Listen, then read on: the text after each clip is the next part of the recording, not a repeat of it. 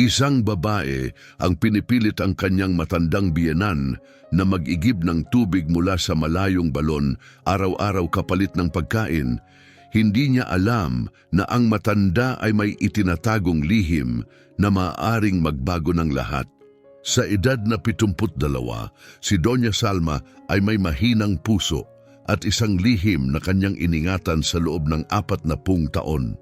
Dumating siya sa rancho ng kanyang anak na si Alvaro, dala lamang ang isang lumang maleta at tahimik na pag-asang ang kanyang mga huling taon ay mapupuno ng kapayapaan, ngunit nagkamali siya. Huminto ang maalikabok na truck sa harap ng bahay at isang makapal na ulap ng alikabok ang bumalot sa likuran nito. Mabilis na lumabas si Alvaro upang salubungin siya ng bukas ang mga bisig. Mahigpit niya siyang niyakap tulad ng ginagawa niya noong bata pa siya. "Nanay, nakarating ka? Dito ka natitira?" Mainit niyang sabi. Marahang ngumiti si Doña Salma, ngunit nawala ang ngiting yon nang mapansin niya ang babaeng nakatayo sa may pintuan. Si Ingrid, ang kanyang manugang, ay tumingin sa kanya ng malamig, walang bahid ng init. May kung anong damdamin sa titig na iyon, isang lumang pamilyar na pakiramdam na agad nakilala ni Salma, ngunit itinago niya sa sarili. "Biyenan," malamig na sabi ni Ingrid, "kay gandang makita ka." Magalang ang mga salita, ngunit ang tinig ay kasing lamig ng yelo. Nung gabing iyon, habang natutulog sina Alvaro at Ingrid, tahimik na isinara ni Doña Salma ang pinto ng kanyang kwarto. Binuksan niya ang kanyang maleta at maingat na inilabas ang isang bungkos na nakabalot sa kupas na blusa. Sa loob ay ilang naninilaw na papeles, maayos na nakatiklop. Tinitigan niya ang mga ito ng tahimik bago ipasok sa ilalim ng kanyang kutsyon. "Hindi pa," bulong niya, "hindi pa ito ang tamang panahon. Ang mga dokumentong iyon ay may kapangyarihang baguhin ang lahat. Maaari nitong wasakin ang ilusyon na pinaniniwalaan ng kanyang anak, o maaari rin nitong protektahan siya mula sa mismong babaeng katabi niyang natutulog, ang babaeng akala niya'y kilala niya." Hindi nakatulog si Doña Salma, nakatitig sa kisame. Humahaplos ang hangin sa mga puno sa labas, at sa malayo may asong tumahol. Hindi siya pumunta sa rancho para lang magpahinga. May layunin siya. Isang misyon na walang sinuman, kahit si Alvaro, ang nakakaalam. Lalo na si Alvaro at si Ingrid. Nakilala niya si Doña Salma sa sandaling bumaba ito mula sa truck sa Litisinson Torren. Nakita yon ni Salma sa kanyang mga mata. Hindi yon karaniwang sama ng loob ng isang manugang. Mas malalim pa yon, puot na matagal nang ipinanganak. At ngayon nanatili ang tanong, sino ang unang kikilos? Ang unang araw sa rancho ay nagsimula ng maaga. Nagising si Alvaro bago sumikat ang araw at umalis patungo sa bukirin. Hinalikan niya ang noo ng kanyang ina at ngumiti. "Magpahinga ka, nanay. Haalagaan ka ni Ingrid. Sabihin mo lang kung may kailangan ka." Tahimik na tumango si Doña Salma habang pinapanood ang kanyang anak na mawala sa maalikabok na daan sa pagitan ng mga puno. Pagkatapos ay narinig niya ang boses sa likuran niya. "Sumama ka sa akin, biyenan. Kailangan nating mag-usap." Dinala siya ni Ingrid sa likod ng bahay at itinuro ang isang malayong balon. Halos 300 metro ang layo. "Nakikita mo yon? Iyan ang pinanggagalingan ng tubig natin." Si Alvaro ay nagtatrabaho araw-araw na parang kalabaw para mapanatili ang lugar na ito. At hindi ako magsisilbing utusan na magbubuhat ng mga timba. Napakabigat ng tibok ng puso ni Salma. "Pero may sakit ako sa puso. Sinabi ng doktor na hindi ako dapat mapagod." Lumapit si Ingrid ng sobrang lapit, kaya naamoy ni Salma ang murang pabango nito. "Makinig ka, matanda. Ganito ang patakaran dito. Kung gusto mong kumain, kailangan mong pagtrabahuhan. 3 beses sa balon, umaga, tanghali at hapon. Kapag hindi mo ginawa, hindi ka kakain." Hinding-hindi ito papayagan ni Alvaro. Nanginginig na sabi ni Salma. Ngumiti si Ingrid ngunit walang init sa kanyang mga mata. Naniniwala si Alvaro sa anumang sasabihin ko at marami akong sinasabi tungkol sa iyo, sa nakaraan mo, sa mga kasinungalingan mo. Kaya mabuting manatili ka sa mabuting panig ko. Naiintindihan mo? Tumingin si Doña Salma sa kanyang manugang, umaasang may makikitang kahit katiting na awa. Wala. Bakit mo ako kinamumuhian? Tanong niya. Halos hindi mo nga ako kilala.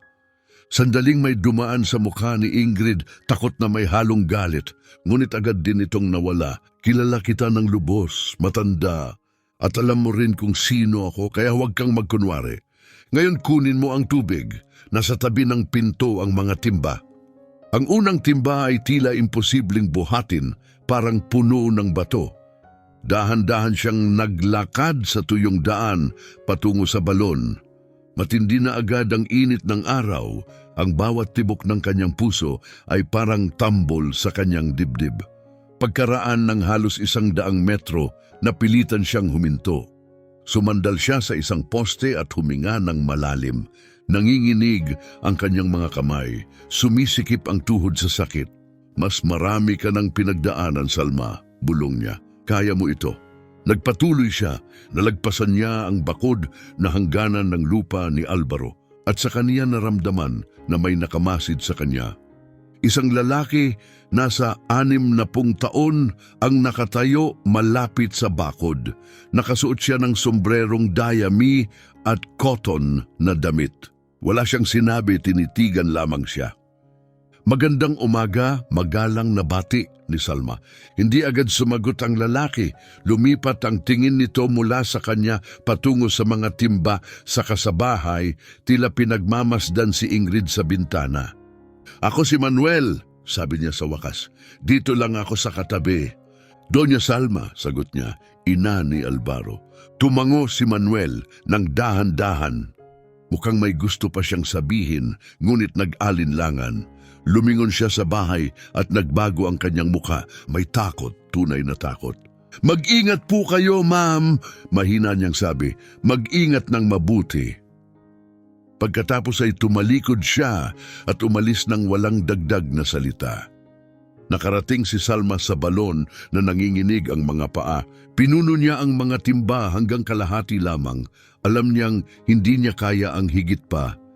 Mas mahirap ang pagbabalik. Ang bawat hakbang ay parang bundok. Nang sa wakas ay nakabalik siya sa bahay, naghihintay si Ingrid sa pintuan, nakapulupot ang mga braso. Ang tagal mo at hindi pa puno ang mga timba. Bukas gusto kong puno hanggang taas, kung hindi walang almusal. Walang sinabi si Doña Salma. Pumasok siya sa kanyang kwarto, umupo sa gilid ng kama at tinitigan ang kanyang mga kamay. Namumula at masakit, may mga paltos na nagsisimula ng lumabas. Ang kapitbahay, si Manuel, may alam at natatakot siya. Anong kapangyarihan ang hawak ni Ingrid sa kanya? Nang makauwi, si Alvaro, palubog na ang araw. Pumasok siya sa bahay, pagod mula sa trabaho, ngunit lumiwanag ang mukha nang makita ang kanyang ina. Kumusta ang araw mo, nanay? Nakapagpahinga ka ba? Bago pa makasagot si Salma, lumabas si Ingrid mula sa kusina. Ngumiti siya, hinalikan si Alvaro sa pisngi at marahang ipinatong ang kamay sa dibdib nito. Mapayapa ang hapon niya, mahal. Nagluto pa nga ako ng paborito niyang ulam. Napakakalma niya. Naramdaman ni Doña Salma na bumara ang katotohanan sa kanyang lalamunan. Gustong magsalita ni Doña Salma. Gusto niyang sabihin sa kanyang anak ang lahat, ang mabibigat na timba, ang mga banta, ang nakakapagod na lakad papunta sa balon. Ngunit sa sandaling ibinukan niya ang bibig, nakasalubong niya ang titig ni Ingrid. Malinaw ang mensahe sa kanyang mga mata. Isang salita lang at lalala pa ang lahat. "Oh, anak!" mahinang sagot ni Doña Salma. "Nagpahinga ako!" Umupo si Alvaro sa tabi niya at marahang hinawakan ng kanyang kamay. "Ikinagagalak ko iyan, nanay. Mabuti ang lugar na ito para sa iyo. Sariwang hangin, tahimik na paligid, kapayapaan. Lalakas ka rin soon, makikita mo." Tumango si Salma, ngunit napadako ang tingin niya kay Ingrid na gumagalaw sa loob ng bahay na parang siya ang may-ari ng bawat sulok nito. At sa isang paraan, siya nga, kinokontrol niya si Alvaro sa pamamagitan ng marahang haplos at matatamis na salita. Kinokontrol niya ang naririnig at pinaniniwalaan nito. Kinokontrol niya pati ang isang bagay na kasing simple ng tubig na pinapayagang inumin ni Doña Salma. Kinagabihan, habang naghahapunan, masiglang ikinuwento ni Alvaro ang kanyang mga plano para sa rancho. Gusto niyang bumili ng mas maraming baka, ayusin ang bubong ng kamalig at balang araw ay magdagdag pa ng isang kwarto, lalo na kapag nagkaanak na sila. Nakinig si Ingrid na may perpektong ngiti, sanay at kontrolado. Ngunit paminsan-minsan tumitingin siya kay Doña Salma na may tagumpay sa mga mata. Hindi kanya pagkakatiwalaan, tila sinasabi ng tingin niya, ako ang pinagkakatiwalaan niya. At alam ni Salma na tama siya. Matapos ang napakaraming taon na malayo, wala na siyang sapat na closeness sa kanyang anak upang makipagsabayan sa isang asawa. Anumang sabihin niya ay magmumukhang paratang. Bawat reklamo ay magmumukhang manipulasyon. Nag-iisa siya. Pagkalipas ng 2 araw, tuluyang naunawaan ni Doña Salma kung bakit siya binalaan ni Manuel at kung bakit hindi siya nito matulungan. Nagkataon lamang, nagbubuhat siya ng mga timba nang marinig niya ang mga boses sa likod ng kamalig. Maingat siyang lumapit at nakita si Ingrid na kausap si Manuel. Mabigat ang tensyon sa pagitan nila. Sinabi ko na sa iyo, huwag mo akong idamay dito, bulong ni Manuel. Wala akong nakita.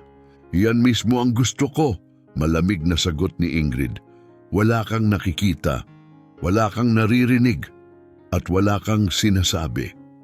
Nagatubili si Manuel. Hanggang kailan mo itatago ang mga papeles na yon? Napatawa si Ingrid ng maikli, matalim, hanggang sa magpasya akong hindi na.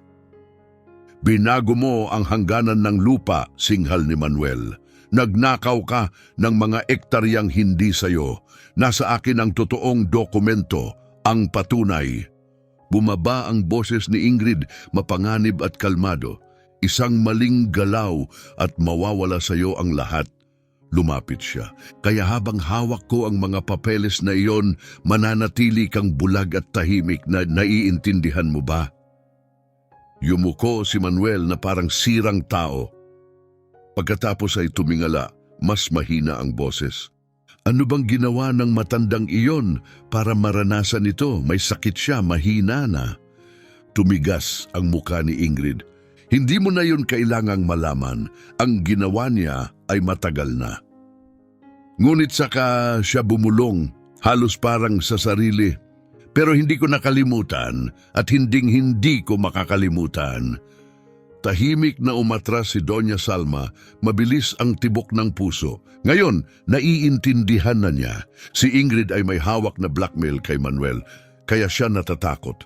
Ngunit mas tumimo pa ang isa pang bagay. Sinabi ni Ingrid, ang ginawa ng matandang iyon. Ano ang akala niyang ginawa ni Salma? Anong bersyon ng nakaraan ang itinuro sa kanya? Mas masalimuot ang katotohanan kaysa sa maiisip ni Ingrid. At ang mga papeles sa ilalim ng kutsyon ni Salma ang patunay. Noong gabing iyon, muli niyang inilabas ang mga dokumento, mga titulo ng lupa, sertipiko, lumang liham, lahat ng kailangan niyang patunayan kung sino siya at kung ano ang tunay na kanya. Ngunit hindi pa rin panahon kung ilalantad niya ang katotohanan ng masyadong maaga bago makita ni Alvaro ang tunay na pagkatao ni Ingrid, hindi siya maniniwala. Kailangan niyang maghintay, kahit ang paghihintay ay unti-unting sumisira sa kanya.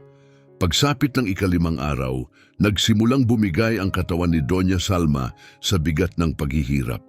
Sa kalagitnaan ng daan, papunta sa balon, biglang umikot ang mundo.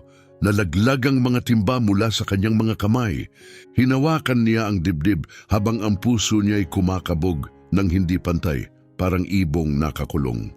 Lumuhod siya sa alikabok, naglalagablab ang araw sa itaas. Sinubukan niyang huminga, ngunit parang tumangging mapuno ang kanyang baga.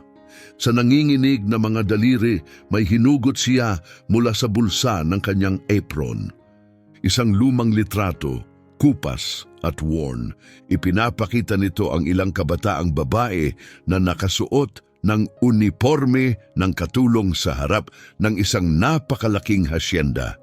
Naroon si Doña Salma, 20 taong gulang lamang, nakangiti. Hindi alam ang mga paghihirap na naghihintay.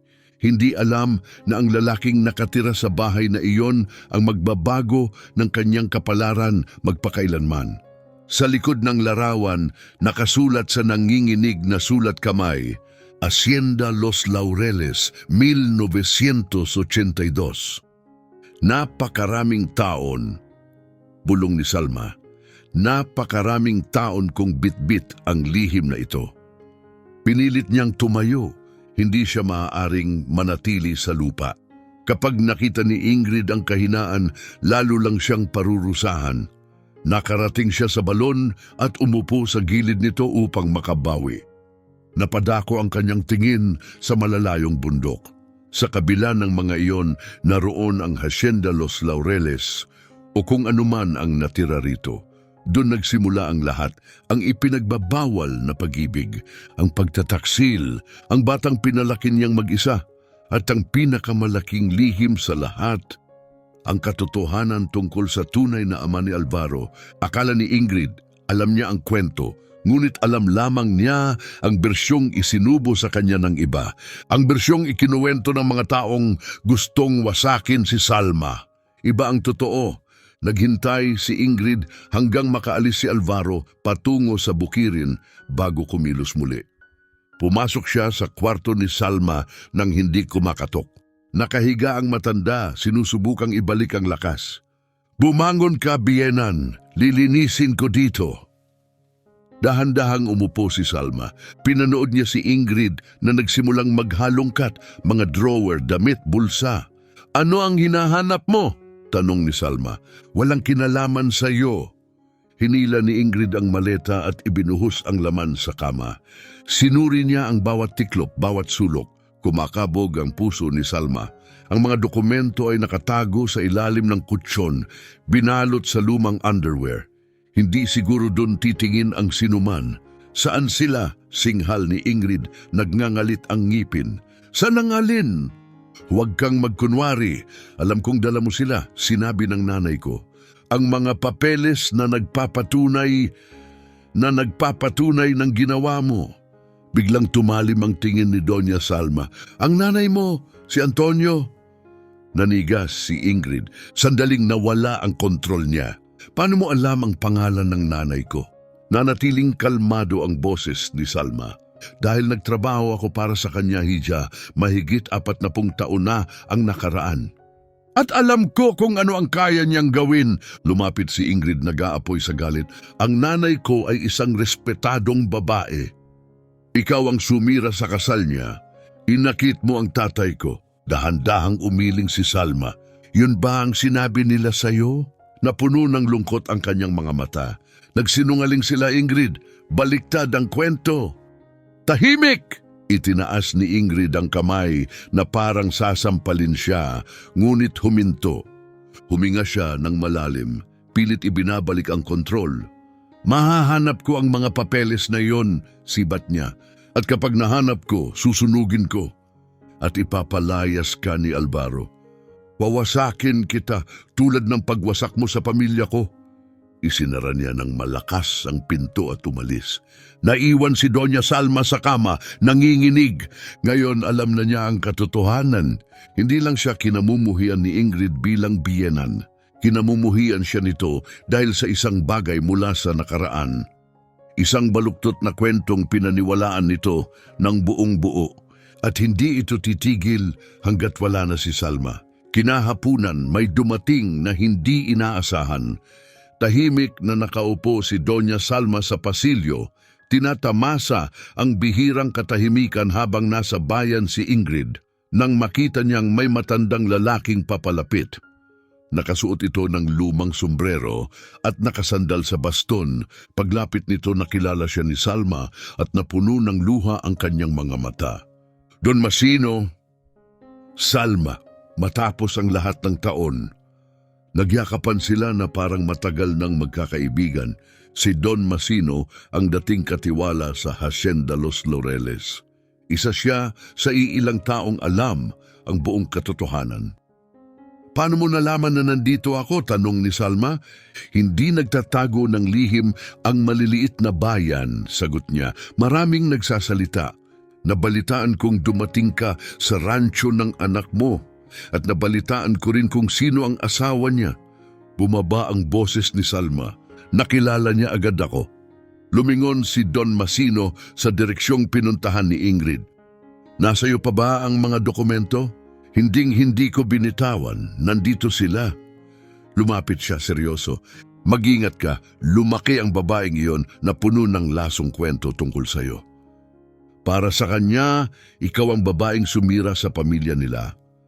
Pero hindi iyon totoo, alam natin yon. Ngunit pinaniniwalaan niya ang kinalakihan niyang paniniwala.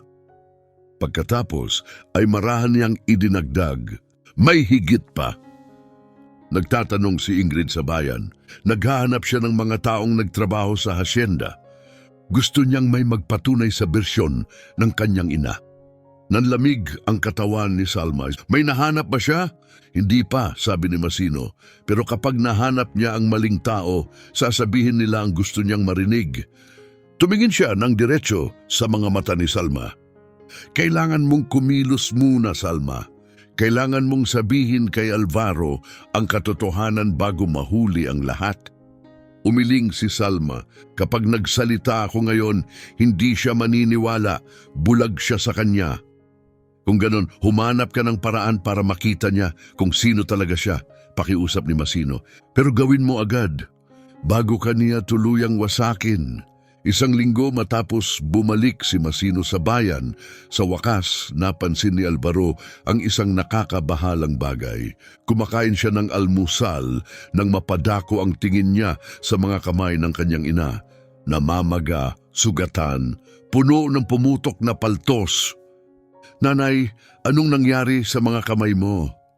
Mabilis na itinago ni Doña Salma ang kanyang mga kamay sa ilalim ng mesa. Pero huli na nakita na ni Alvaro. Wala lang ito, anak, marahan niyang sagot. Natisod lang ako sa bakuran. Bago pa siya makapagtanong muli, sumingit agad si Ingrid. Alam mo naman ang nanay mo, mahal, sabi niya. Hindi siya tumitingin sa dinadaanan niya. Nadapa siya habang sinusubukang mamitas ng mga bulaklak. Napakunotno si Alvaro. Bulaklak? Anong bulaklak? Yung nasa likod na hardin, kaswal na sagot ni Ingrid. Gusto niyang palamutian ang kwarto niya. Isang perpektong kasinungalingan, malinis ang pagkakabigkas, walang bahid ng pag-aalinlangan. Lumingon si Alvaro sa kanyang ina, naghihintay ng kumpirmasyon.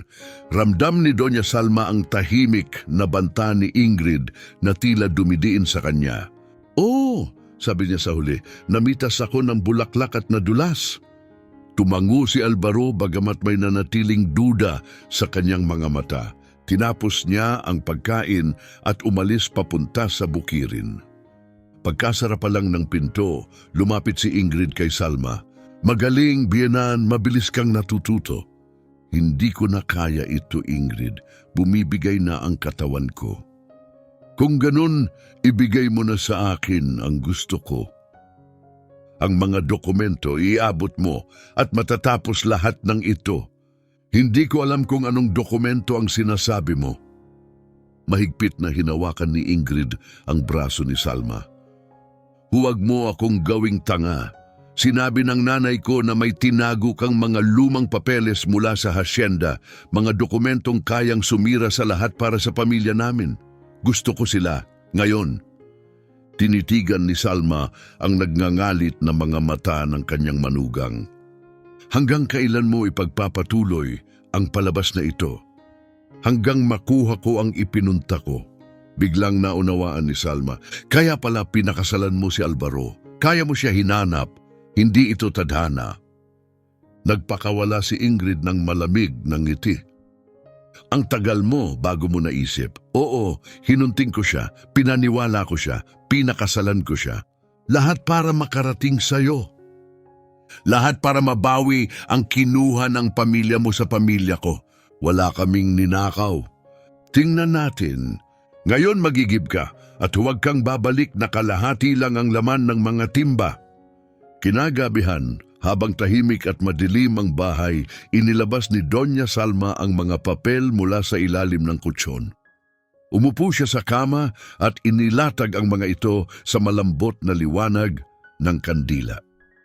Naroon ang mga lumang titulo ng lupa na may selyo at tatak, mga birth certificate, kupas na mga liham, at isang mas malaking litrato kaysa sa itinatago niya sa bulsa ng apron.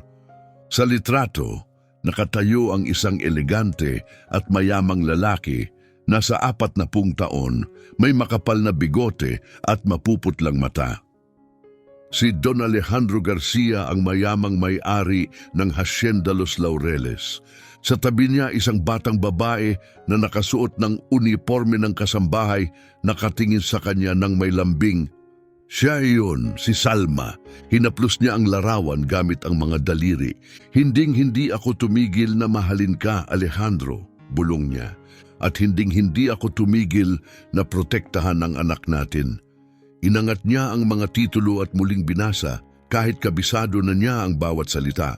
Ang lupang tinitirhan nila, ang mismong ransyong pinagtatrabahuhan ni Alvaro araw-araw, ay nakapangalan kay Salma Ortega. Isang lihim na regalo mula kay Alejandro para sa babaeng minahal niya ng tahimik at sa anak na hindi niya kailanman na ipagmalaki ng hayagan. Hindi si Alvaro ang anak ng lalaking akala niyang ama niya. Siya ang anak ni Don Alejandro Garcia. Ibig sabihin, may karapatan siya sa Hacienda Los Laureles. Isang katotohanang inilibing sa ilalim ng mga kasinungalingang ikinalat ng pamilya ni Ingrid. Tinipon ni Salma ang mga papel, hinipan ang kandila at humiga sa dilim. Ngunit sa labas, lampas lamang sa kanyang bintana, may isang figurang gumalaw sa mga anino. May nagmamasid, may nakakita ng mga papel.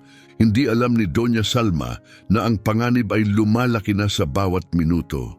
Inilunsad ni Ingrid ang susunod niyang atake kinabukasan mismo ng gabi. Naghintay siya hanggang nasa kama na sila ni Alvaro, patay ang ilaw at mabigat ang katawan nito sa pagod. Pagkatapos, sa malambot at tila nag-aalinlangang boses, nagsalita siya. Mahal, maari ba kitang sabihan? Pakiramdam ko, masama ito sabihin pero kailangan mong malaman. Ano iyon? Tanong ni Alvaro, pagod ang tinig.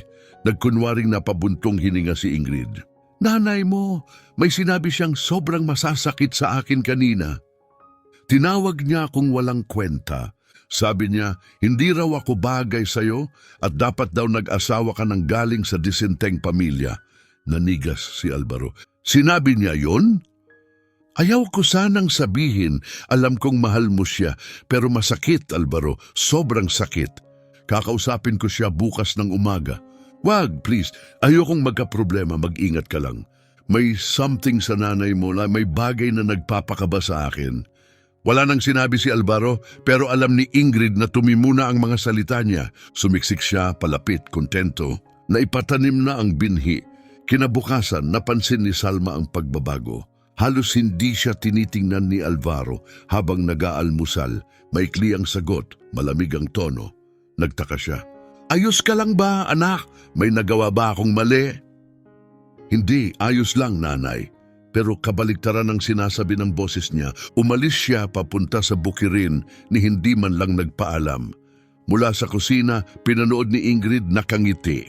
Nagsimula na ang kampanya at isang kasinungalingan kada gabi, tuloy-tuloy na lason. Bawat araw, mas lumalayo si Alvaro sa kanyang ina.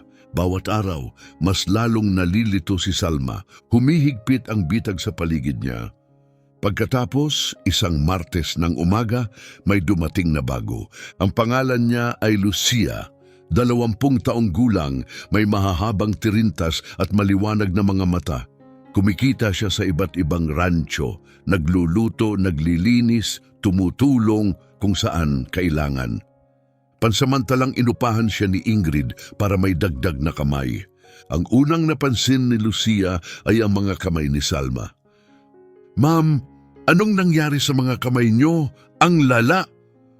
Agad na itinago ni Salma ang mga ito. "Wala lang, hiha, maliit na aksidente." Hindi na pumilit si Lucia, pero hindi mukhang aksidente ang mga sugat. Mukhang gawa ng mabigat na trabaho, parang paulit-ulit na pagbubuhat. Anong klaseng trabaho ang ginagawa ng isang matandang may sakit? Nagsimulang magmasid si Lucia. Pinanood niya kung paano tratuhin ni Ingrid si Salma kapag wala si Alvaro. Narinig niya ang matalim na boses, ang malulupit na utos, ang malamig na tingin. Napansin niya ang matanda na palihim na lumalabas sa likod ng bahay, laging nakayuko. Isang hapon, nagpasya si Lucia na sundan siya. Nakita niya si Salma na hinihila ang 2 bakanting timba papunta sa balon. Napanood niya itong hirap na hirap mag-igib at mas lalo pang hirap magbuhat pabalik.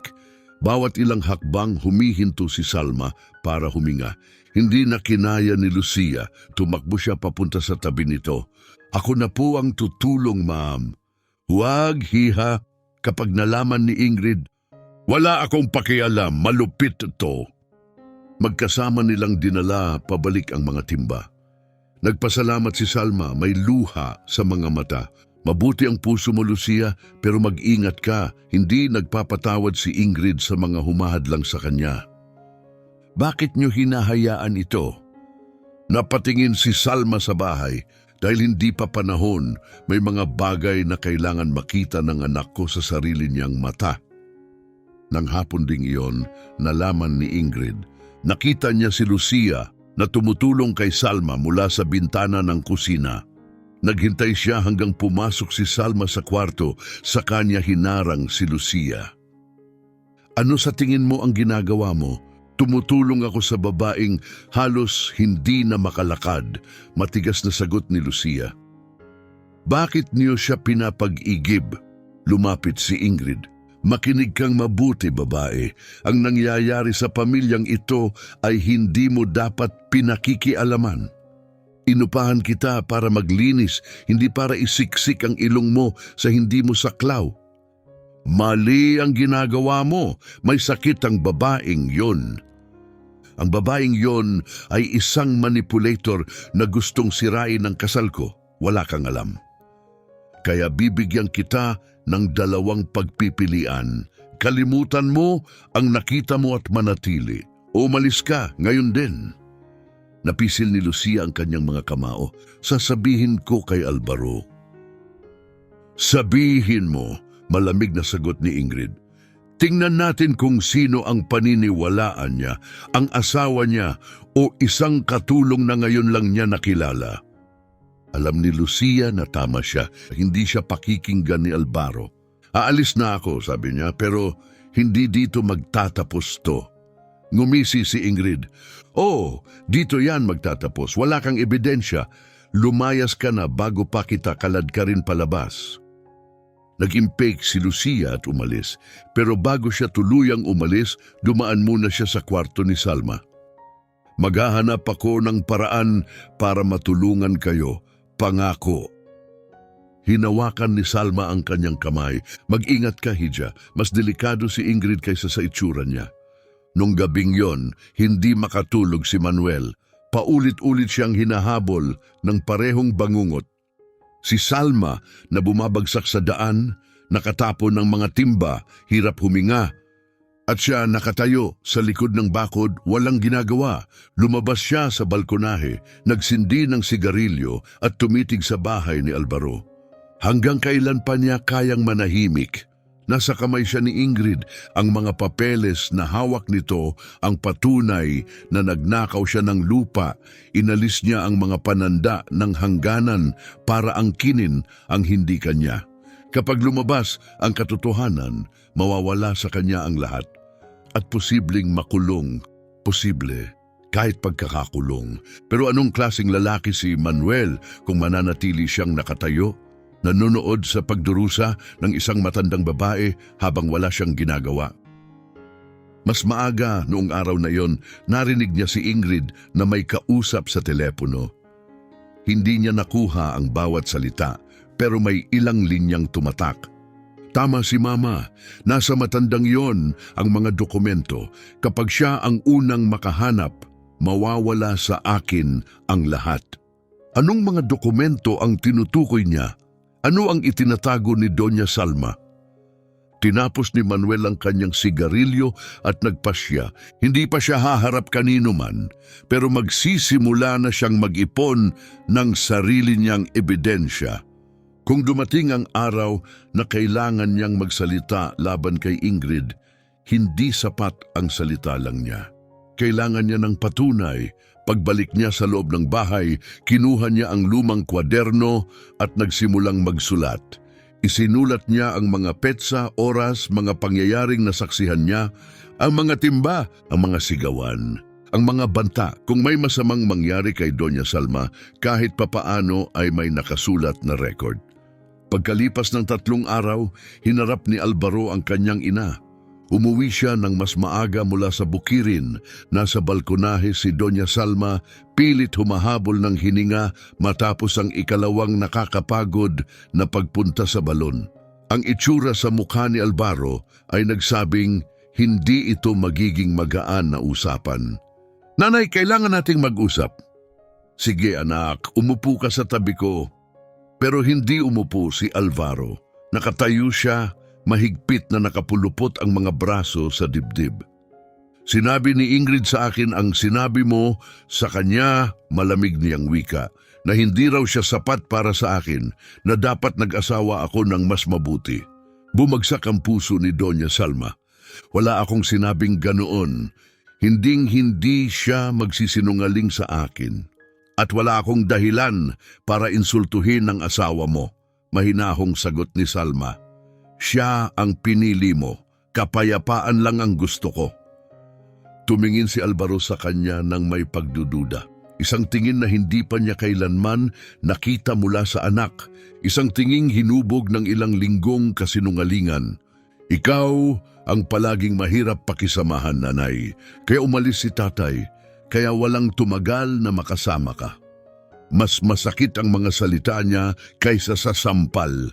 Kumapit si Salma sa rehas ng balkonahe para hindi matumba. Hindi umalis ang tatay mo dahil sa akin, nanginginig ang boses niyang sabi. Hindi. Kung ganon, bakit? Pumikit siya. Ang sandaling kinatatakutan niya buong buhay ay narito na. Ang tanong na hindi nito kailanman nilakasang itanong hanggang ngayon. Dahil hindi siya ang tatay mo, Alvaro.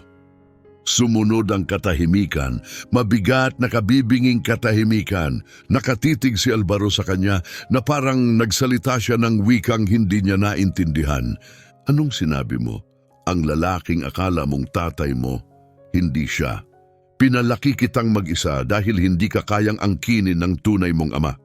Pero mahal ka niya, mahal niya tayong dalawa. Nagsisinungaling ka, pasigaw na sabi ni Alvaro. Palagi kang nagsisinungaling. Totoo, bulong niya. At marami pa akong kailangang sabihin sa'yo. Tungkol sa akin, tungkol sa lupang ito at tungkol kay Ingrid. Umatras si Alvaro, puno ng pagkasuklamang muka. Ayokong marinig, tama si Ingrid. Sinusubukan mong sirain ang kasal ko gamit ang mga kasinungalingan. Tumalikod siya at lumakad palayo nang hindi man lang lumingon. Naiwan si Doña Salma na nakaupo, mahigpit na nakahawak sa rehas, tumutulo ang luha sa kanyang pisngi. Sinubukan niyang magsalita muna pero hindi ito umubra. Pagkalipas ng 1 linggo, bumalik si Lucia sa rancho. Lihim siyang nagbalik, nag-aalala sa kondisyon ng matanda. Habang naglalakad siya sa gilid ng lupa, may nakita siyang figurang nakahandusay sa alikabok. Isang anyong nakabagsak sa gitna ng daan. Ginang Salma! Sigaw niya habang tumatakbo papunta rito. May malay si Doña Salma pero halos wala na. Basag ang kanyang mga labi, mababaw at hindi pantay ang paghinga. Hindi ako makatayo, ungol niya. Huwag kayong gagalaw, sabi ni Lucia. Kukuha ako ng tulong. Huwag kapag nakita ka ni Ingrid dito. Wala akong pakialam sa iniisip ng babaeng iyon. Kailangan ninyo ng tulong ngayon. Tinulungan siyang maupo ni Lucia, saka kumuha ng kantin sa bag at pinainom siya ng kaunting tubig. Unti-unti nakabawi ng hininga si Salma. Salamat, Hija. Hindi ko alam kung anong nangyari kung hindi ka dumating. Kailangan itong tumigil, nanginginig ang boses ni Lucia. Papatayin ka niya. Tumingin si Doña Salma sa kanya, puno ng pagod at lungkot ang mga mata. Alam niya kung sino ako, Lucia, kaya gusto niya akong mawala. Natatakot siya na magsalita ako. Anong ibig mong sabihin, sino ka ba? Nag-atubili si Salma, matagal na niyang inilibing ang katotohanan. Pero ngayon, kailangan niyang may ibang makaalam kung sakaling hindi niya ito malampasan. Noong maraming taon na ang nakalipas, nagtrabaho ako bilang kasambahay sa isang marangyang hasyenda, panimula niya. Na-inlove ako sa lalaking may-ari nito. Nagkaroon kami ng anak. Ang anak na iyon ay si Alvaro. Nanlaki ang mata ni Lucia sa gulat. Si Don Alvaro, anak ng may-ari ng hasyenda? Oo, si Don Alejandro Garcia, ang may-ari ng hasyenda Los Laureles. Makapangyarihan siya at mayaman. Pero may asawa rin siya. Nalaman ng asawa niya ang relasyon namin at pinalayas ako. Pinahiya niya ako, kinuha niya ang lahat sa akin. At si Ingrid, mahina at maingat na tanong ni Lucia. Tumigas ang mukha ni Salma. Si Ingrid ang anak niya, anak ng babaeng sumira sa buhay ko. At ngayon, nandito siya para tapusin ang sinimulan ng nanay niya. Pinroseso ni Lucia ang lahat. Unti-unti nang nagdudugtong ang mga piraso. Alam ba ni Alvaro? Sinubukan kong sabihin, hindi siya naniwala. Pinaniwala siya ni Ingrid na sinungaling ako, manipulator. Kailangan may paraan para patunayan. Meron, tumango si Salma. Pero hindi pa ngayon. Una, kailangan niyang makita ang totoo tungkol sa babaeng pinakasalan niya.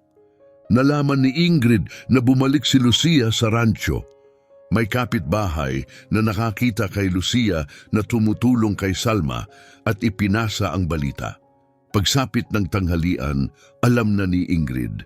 Kinahapunan pumunta siya sa bayan. Nakita niya si Lucia sa palengke, bumibili ng gulay. Akala ko sinabi ko sa iyo, huwag ka nang bumalik. Humarap si Lucia sa kanya ng kalmado. Hindi ako nasa lupa niyo, dumaan ako sa pampublikong daan. Huwag kang magpakamatalino, malamig na sabi ni Ingrid. Alam kong kinausap mo ang matanda. Anong sinabi niya? Walang kinalaman sa'yo. Bumaba ang boses ni Ingrid, naging mapanganib at mabigat. Makinig kang mabuti, babae. Hindi mo alam kung sino ang binabangga mo. Ang matandang iyon ay sinungaling. Gusto niyang kunin ang lahat sa atin. Kapag pinili mong tulungan siya, kalaban kita. At maniwala ka, ayaw mong mangyari iyon. Hindi natinag si Lucia. Ang nakikita ko lang ay isang may sakit na matandang babae na minamaltrato. At wala kang kwentong maikukwento na magpapalabas na tama yon. Mapait na natawa si Ingrid. Minamaltrato? Sinira ng babaeng iyon ang pamilya ko. Nakipagrelasyon siya sa lalaking may asawa. Nanganak siya ng isang bastard at ngayon gusto niyang angkinin ang mana na hindi naman kanya posible kahit pagkakakulong. Pero anong klaseng lalaki si Manuel kung mananatili siyang tahimik habang may isang matandang babae na minamaltrato sa harap mismo ng kanyang mga mata? Mas maaga noong hapon, narinig niya si Ingrid na may kausap sa telepono. Hindi niya nakuha ang lahat, pero may ilang salitang kumapit sa isip niya. Tama si Mama, nasa matandang iyon ang mga dokumento. Kapag siya ang unang makahanap bago ako, mawawala sa akin ang lahat. Anong mga dokumento? Anong katotohanan ang mahigpit na hinahawakan ni Doña Salma? Pinatay ni Manuel ang kanyang sigarilyo at nagpasya. Hindi pa siya magsasalita ngayon pero sisimulan na niyang buuin ang sarili niyang kaso. Kung dumating ang araw na kailangan niyang tumistigo, hindi pwedeng salita lang niya ang sandigan. Pumasok siya sa bahay, hinukay ang isang lumang kwaderno at sinimulang isulat ang lahat. Mga petsa, mga oras, mga nasaksihan niya, ang mga timba, ang mga sigawan, ang mga banta. Kung may mangyari kay Doña Salma, kahit papaano'y may tala na maaaring balik-balikan ng sinuman. Pagkalipas ng 3 araw, umuwi si Alvaro mula sa bukirin ng mas maaga kaysa karaniwan at nadatna ng kanyang ina na nagpapahinga sa balkonahe. Kakabalik lang niya mula sa ikalawang pagigib sa balon. Isang tingin lang sa mukha ng anak, alam na niya may mali. Nanay, kailangan nating mag-usap. Siyempre, anak, mahinahon niyang sagot. Umupo ka dito. Pero hindi umupo si Alvaro. Nakatayo siya, nakapulupot ang mga braso sa dibdib, mahigpit ang boses. Sinabi ni Ingrid sa akin ang sinabi mo sa kanya, na hindi raw siya sapat para sa akin, na dapat iba ang pinakasalan ko. Parang nagyelo ang mundo ni Salma. Wala akong sinabing ganon. Wala siyang dahilan para magsinungaling sa akin at wala rin akong dahilan para saktan siya, Alvaro. Mahinang sabi ni Salma, asawa mo siya, kapayapaan lang ang gusto ko. Pero malamig ang mga mata ni Alvaro, puno ng pagdududa. Isang tinging hindi na niya kilala, isang tinging hinubog ng ilang linggong lason at pagmamanipula. Palagi kang mahirap pakisamahan, nanay, kaya umalis si tatay, kaya wala ring tumatagal sa'yo. Tumama ang mga salita na parang pisikal na suntok. Kumapit si Salma sa rehas para hindi matumba. Hindi umalis ang tatay mo dahil sa akin, pabulong niyang sabi. Hindi kung ganon. Bakit? Pumikit si Salma. Panahon na. Ang katotohanang matagal niyang kinatakutan ay nakatayo na mismo sa harap niya. Dahil hindi siya ang tunay mong ama, Alvaro. Katahimikan. Isang nakadadagok na katahimikan. Nakatitig si Alvaro sa kanya na parang mali ang narinig niya. Anong sinabi mo? Ang lalaking akala mong tatay mo, hindi siya. Hindi ka kayang angkinin ng tunay mong ama. Pero mahal ka niya. Mahal niya tayong dalawa. Nagsisinungaling ka, singal ni Alvaro. Palagi kang nagsisinungaling. Totoo ito, Alvaro, at napakarami mo pang hindi alam tungkol sa kung sino ako, tungkol sa lupang ito at tungkol sa asawa mo. Umatras si Alvaro na parang nasampal. Ayokong makarinig pa ng kahit isang salita. Tama si Ingrid, sinusubukan mong sirain kami gamit ang kasinungalingan. Tumalikod siya at lumakad palayo. Naiwan si Salma sa balkonahe, tahimik na dumadaloy ang luha sa kanyang mukha. Sinubukan niyang mauna sa pagsasalita. Pero nabigo siya pagkalipas ng 1 linggo, bumalik si Lucia sa rancho. Hindi siya mapakali mula nang umalis siya. May kung anong humihila pabalik. Naglalakad siya sa daan, malapit sa hangganan ng lupa, nang makita niya ang isang anyo sa alikabok. Nakabagsak, hindi gumagalaw. Ginang Salma, sigaw niya, tumatakbo papunta rito. Buhay pa ang matanda pero halos wala na. Tuyo ang kanyang labi, mababaw ang paghinga. Hindi ako makabangon, pabulong nitong sabi. Huwag kayong gagalaw, mabilis na sabi ni Lucia. Kukuha ako ng tulong. Huwag, kapag nakita ka ni Ingrid dito, wala akong pakialam sa iniisip ng babaeng iyon. Kailangan ninyo ng tulong. Tinulungan niya si Salma na maupo at pinainom ng tubig mula sa maliit na kantin. Unti-unti, nakabawi ng lakas si Doña Salma. Salamat, Hiya. Hindi ko alam ang mangyayari kung hindi ka dumating. Kailangan itong tumigil. Nanginginig ang boses ni Lucia. Papatayin ka niya. Tumingin si Doña Salma sa kanya, pagod ang mga mata. Alam niya kung sino talaga ako, kaya gusto niya akong mawala bago pa ako makapagsalita. Anong ibig mong sabihin? Sino ka ba? Nagatubili si Salma, ilang dekada niyang iningatan ang lihim. Pero ngayon, kailangan niyang may magdala nito kung sakaling hindi na siya umabot. Noong nakaraan, nagtrabaho ako bilang kasambahay sa isang malaking hasyenda, panimula niya. At ang may-ari, Kami nagmahalan. Nagbuntis ako sa kanya. Ang anak na iyon, si Alvaro. Nanlaki ang mga mata ni Lucia sa hindi makapaniwala. Si Don Alvaro, anak ng mayamang may-ari ng lupa? Oo, si Don Alejandro Garcia, ang may-ari ng Hacienda Los Laureles. Mayaman siya, kagalang-galang, pero may asawa. Nalaman ng asawa niya ang tungkol sa amin. Pinalayas niya ako at kinuha ang lahat ng meron ako. Siniguro niyang mapapahiya ako sa harap ng lahat. At si Ingrid, tumigas ang mukha ni Salma. Si Ingrid ang anak niya, anak ng babaeng sumira sa buhay ko. At ngayon, nandito siya para tapusin ang sinimulan ng nanay niya. Napatahimik si Lucia, pinagdudugtong ang lahat. Ngayon, malinaw na ang lahat. Alam ba ni Don Alvaro? Sinubukan kong sabihin. Hindi siya nakinig. Pinaniwala siya ni Ingrid na manipulator ako. Kailangan may paraan para patunayan. Meron, mahinang sabi ni Salma.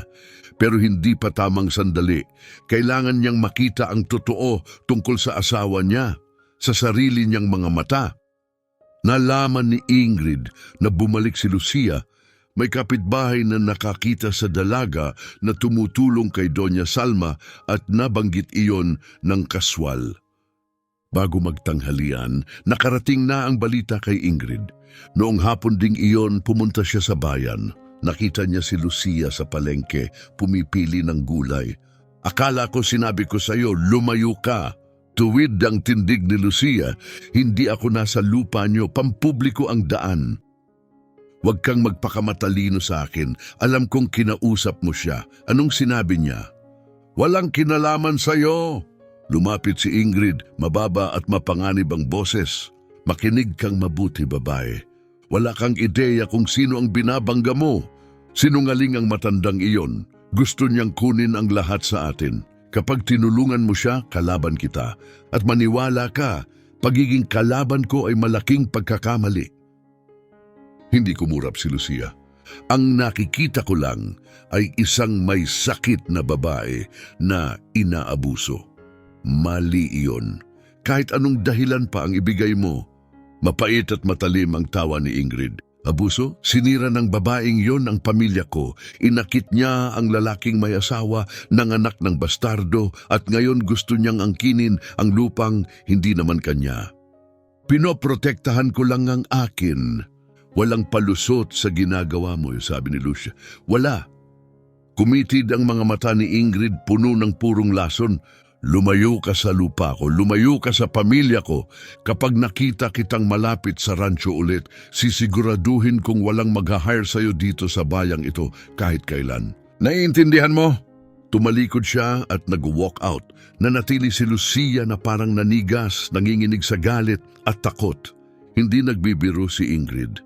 May kapangyarihan itong sirain ang kinabukasan niya, pero hindi kayang iwan ni Lucia si Doña Salma. Hindi niya gagawin.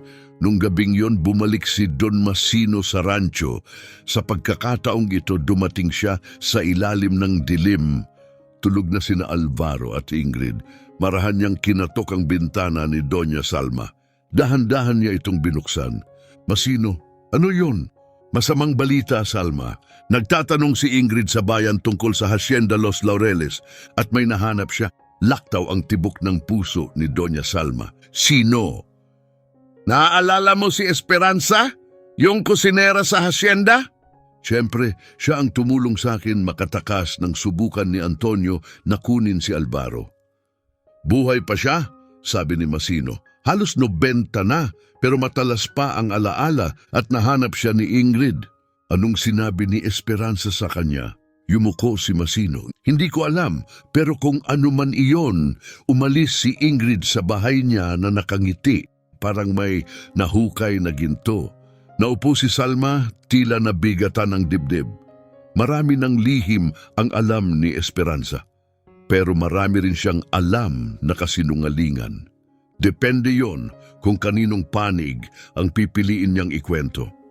Kailangan ko siyang makausap, sabi ni Salma, bago baluktutin ni Ingrid ang salita niya laban sa akin. Mapanganib yan. Kung hindi ako kikilos agad, mawawala sa akin si Alvaro habang buhay o mamamatay ako ron sa daan kasama ang mga timba. Tumango si Masino. Maaari kitang dalhin bukas. Alam ko kung saan siya nakatira. Pero mag-ingat ka kapag nakita ka ni Ingrid. Hindi niya ako makikita. Bukas ang araw ng palengke, maaga siyang aalis at hindi babalik hanggang hapon. Isang mapanganib na plano. Pero wala nang natitira pang mawawala kay Salma. Pero may higit pa, di ba? Tanong ni Ingrid. Malamig ang boses. May hindi ka pa sinasabi sa akin. Nanatiling tahimik si Esperanza. Dahan-dahang dinukot ni Ingrid ang sobre sa bag, saka inilapag sa mesa. Puno yun ng pera. Para sa iyo ito, sabi niya, isang bagay lang ang kailangan mong sagutin. Totoo ba ang mga dokumentong itinatago ni Salma? Napatingin ang matanda sa pera. Pagkatapos ay tumingala siya kay Ingrid. Bakit gusto mong malaman iyon? Dahil kung totoo ang mga iyon, mawawala sa pamilya ko ang lahat. Bago namatay ang nanay ko, sinabi niyang may mga papeles si Salma na kayang sirain ang pangalan namin. Kailangan kong malaman kung anong nakasulat doon. Pumikit si Esperanza na para bang binibigatan ng mga alaala. Matigas ang puso ng nanay mo, Ingrid. Gumawa siya ng mga kakilakilabot na bagay sa ngalan ng pagprotekta sa akala niyang pag-aari niya. Pinrotektahan niya ang pamilya niya, maring sabi ni Ingrid. Hindi, sagot ni Esperanza. Sinira niya ang isang inosenteng dalaga. Hindi nang akit si Salma. Si Don Alejandro ang lumapit sa kanya. Si Don Alejandro ang umibig sa kanya at nangako siyang iiwan niya si Antonio. Napisil ni Ingrid ang mga kamao. Kasinungalingan yan. Hiha, totoo, mahinahong sabi ni Esperanza. Nakita ko sa sarili kong mga mata at nakita ko rin ang ginawa ni Antonio kay Salma nang malaman niya ang tungkol sa sanggol. Anong ginawa niya? Tanong ni Ingrid. Binuksan ni Esperanza ang mga mata at sinalubong ang titig ni Ingrid. Kinuha niya ang sanggol, 3 araw. Halos mabaliw si Salma sa sakit at pagdadalamhati. At nang ibalik niya ang bata, pinapirma niya si Salma sa isang papel. Pinatalikod sa kanya ang lahat. Ngunit marahan niyang idinagdag, pero may ginawa si Don Alejandro na hindi kailanman nalaman ni Antonio. Napayuko si Ingrid, lumapit. Binigyan niya si Salma ng lupa. Isang maliit na rancho, malayo sa hasyenda, ipinangalan niya sa kanya.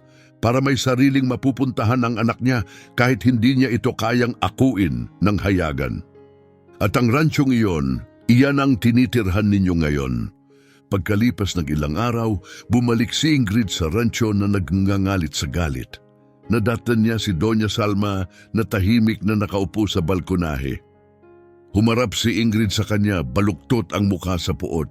Alam ko na ang lihim mo ngayon, matanda. Tumingala si Doña Salma, kalmado gaya ng dati. Kailangan mong linawin. Marami akong lihim. Alam ko tungkol sa rancho. Alam kong binigay iyon sa'yo ng tatay ko. Alam kong nakapangalan iyon sa'yo. He gave it to me out of love, sagot ni Salma, para sa anak na hindi niya kailanman naangkin, para may sarili si Alvaro, isang bagay na hindi kayang nakawin ng nanay mo. Dapat sa pamilya ko yan, sa mga Garcia. Lupa ito ng mga Garcia. At si Alvaro ay isang Garcia, anak siya ni Don Alejandro tulad mo. Umatras si Ingrid na tigatig. Hindi kapatid ko si Alvaro. Kalahating kapatid, pagwawasto ni Doña Salma, parehong ama, magkaibang ina, ang kaibahan lang, ikaw, ibinigay sa iyo ang lahat, pangalan, pera, edukasyon, ang anak ko wala, kahit ang karapatang banggitin kung sino ang ama niya ipinagkait. Tumahimik ka, hinding-hindi, maring sabi ni Doña Salma, hindi na ngayon. 40 taon akong nanahimik, 40 taon ng kahihiyan, kahirapan at pagyurak sa pagkatao. Habang ang pamilya mo'y nagsasaya sa lahat ng dapat sana'y pinagsaluhan ng anak ko. Lumapit si Ingrid, naglalagablab ang mga mata. Ibigay mo sa akin ang mga dokumento? Hindi. Kung hindi mo ibibigay, sisiguraduhin kong bawat araw na natitira sa iyo ay magiging impyerno. Dahan-dahang tumayo si Doña Salma. Marupok ang katawan, ngunit nag-aapoy ang titig. Nasa impyerno na ako, Ingrid. Pinagbubuhat mo ako ng tubig na parang hayop. Pinagugutom mo ako. Ipinagbaligtad mo ang anak ko laban sa akin. Ano pa ang kaya mong gawin? Ngumiti si Ingrid, isang mabagal, nakapanghihilakbot ng ngiti na nagpalamig ng dugo ni Salma. Kaya kitang patayin at walang maghihinala kahit sino at maniwala ka, alam ko kung paano gawin yon. Tumalikod siya at pumasok sa loob. Nanginginig na nakatayo si Doña Salma sa balkonahe. Hindi na ito simpleng pang-aabuso. Banta na ito sa buhay niya. Kailangan niyang kumilos at kailangan niyang magmadali. Ang mga sumunod na araw ang pinakamalupit. Itinulak ni Ingrid ang kalupitan sa mas malala pang antas. Hindi na 3 beses sa balon, kundi 5. Kailangang puno hanggang taas ang mga timba. Kung hindi, walang pagkain. Bumibigay na ang katawan ni Salma. Bawat umaga, ubos lakas na ang kailangan para lang bumangon sa kama. Hindi pantay ang tibok ng puso niya. Halos hindi na siya kayang buhatin ng mga paa niya. Isang gabi, nakita ni Alvaro si Salma na naglalakad papunta sa balon. Nanigas siya. "Nanay, anong ginagawa mo?" Bago pa makasagot si Salma, biglang lumitaw si Ingrid sa tabi niya. Mahilig siyang maglakad, maayos na sabi ni Ingrid. Sabi niya, nakakatulong sa sirkulasyon. Inirekomenda ng doktor sa bayan. "May timba?" tanong ni Alvaro. "Para sa mga halamang gamot," matamis na sagot niya. "Alam mo naman ang matatanda, mahilig sa mga sariling lunas." Tumingin si Alvaro sa kanyang ina, naghihintay. Binuksan ni Salma ang bibig para sabihin ang totoo. Ngunit nakita niya ang mga mata ni Ingrid, ang tahimik na babala, ang banta sa likod ng ngiti. "O anak," bulong niya, "para sa mga halamang gamot ko." Tinanggap ni Alvaro ang sagot at umalis. Lumapit si Ingrid sa kanya, halos dumampi ang bibig sa tainga. "Matalinong desisyon, biyenan, bilisan mo na. 2 biyahe pa bago lumubog ang araw." Humarap muli si Salma patungo sa balon. Lumabo ang paningin niya sa luha, pero hindi niya hahayaang tumulo iyon. Ayaw niyang bigyan si Ingrid ng kasiyahang makita siyang bumigay. Noong gabing iyon, nakahiga sa kama, nanalangin si Salma sa unang pagkakataon matapos ang maraming taon. Hindi siya relihiyosong babae, pero sa dilim, pabulong niyang sinabi, "Diyos, pakiusap, bigyan mo ako ng lakas na kumapit ng kaunti pa. Sapat lang para mabuksan ang mga mata ng anak ko." Sa labas, umuugong ang malakas na hangin sa mga puno. May paparating na bagyo. Mula sa kanyang lupain, nakita ni Manuel ang lahat. Sa loob ng maraming linggo, pinuno niya ng mga petsa at obserbasyon ang kanyang kwaderno. Pero wala siyang ginawa. Takot ang pumirmi sa kanya. Noong hapon na iyon, nakita niyang bumagsak si Salma sa kalagitnaan ng daan papunta sa balon. Bumagsak siya na parang biglang nawalan ng lakas ang mga paa. Gumulong ang mga timba sa alikabok. Humakbang si Manuel pasulong, kumakabog ang dibdib. Gusto niyang tumakbo papunta sa kanya, pero napatingin siya sa bahay. Doon sa bintana ng kusina, nakatayo si Ingrid, nagmamasid. Nagtagpo ang mga mata nila, marahang umiling si Ingrid. Halos hindi halata, pero malinaw ang ibig sabihin, huwag kang makialam. Huminto si Manuel. Sa daan, nagpupumiglas si Doña Salma. Pinilit niyang itulak ang sarili sa nanginginig na mga braso. Lumuhod, tumayo, nanginginig, marupok. Pinulot niya ang mga timba at nagpatuloy papunta sa balon. Tumingin sa iba, si Manuel, puno ng hiya. Bumalik si Manuel sa loob ng bahay at nagsalin ng isang shot ng mezcal. Ininom niya ito sa isang lagok. Pagkatapos ay nagsalin muli. Kailan ba siya naging ganito? Isang duwag na nanonood habang pinahihirapan ang isang inosenteng matanda. Takot lang na mawalan ng ilang ektaryang lupa. Binuksan niya ang kanyang kwaderno at binalikan ang mga pahina, mga petsa, mga oras, lahat ng nasaksihan niya. ang pag-igib ng tubig, ang mga sigawan, ang mga banta. Kung may mangyari kay Doña Salma, baka ang mga tala niyang ito ang maging ebidensya. Pero anong silbi ng ebidensya kung wala naman siyang ginagawa? Noong gabing iyon, hindi siya makatulog. Tuwing ipipikit niya ang mga mata, ang nakikita niya ay si Doña Salma nakahandusay sa putik, hirap huminga. Alam niyang papatapos na ang panahon ng katahimikan. Kailangan niyang pumili at kailangan niyang gawin iyon agad. Pagkalipas ng 3 araw, dumating ang bagyo. Nagsimula ito sa malalakas na hangin na nagpapayanig sa mga puno. Pagkatapos dumilim ang langit, ginawang gabi ang hapon, at sa wakas, ulan, isang mabigat at walang tigil na pagbuhos na ginawang ilog ng putik ang mga daan. Umuwi si Alvaro ng maaga, imposible nang magtrabaho sa ganitong panahon. Umupo siya sa sala, nakikinig sa bagyong humahampas sa bahay. Nakita ni Ingrid ang pagkakataon niya. Mahal, matamis niyang sabi, kailangan ko ng mainit na tubig para maligo. Napakalamig ng tubig dito. Ngayon, sa gitna ng bagyo. Pakiramdam ko ang dumi-dumi ko. Hindi ako makapaghihintay. Kailangan ko ngayon. Napabuntong hininga si Alvaro at tumayo para kunin ang mga timba. Pero marahang pinigilan siya ni Ingrid. Wag na, mahal. Pagod ka na. Hayaan mong ang nanay mo ang pumunta. Nanay ko, sa ulan na to, alam naman niya ang daan. Ayokong magkasakit ka. Nagatubili si Alvaro. May mali siyang nararamdaman. Hindi magandang ideya to. O Alvaro, palagi niyang sinasabi na gusto niyang tumulong, gusto niyang maging kapaki-pakinabang. Maliit na bagay lang naman ito. Narinig ni Doña Salma ang lahat mula sa pasilyo. Alam na niya ang susunod. Humarap si Ingrid sa kanya. Biyenan, maari bang kumuha ka ng mainit na tubig mula sa balon? Kailangan kong maligo. Umuulan ng malakas, Ingrid. Alam ko, pero urgent. Sumingit si Alvaro. Nanay, ako na lang kung ayaw mo.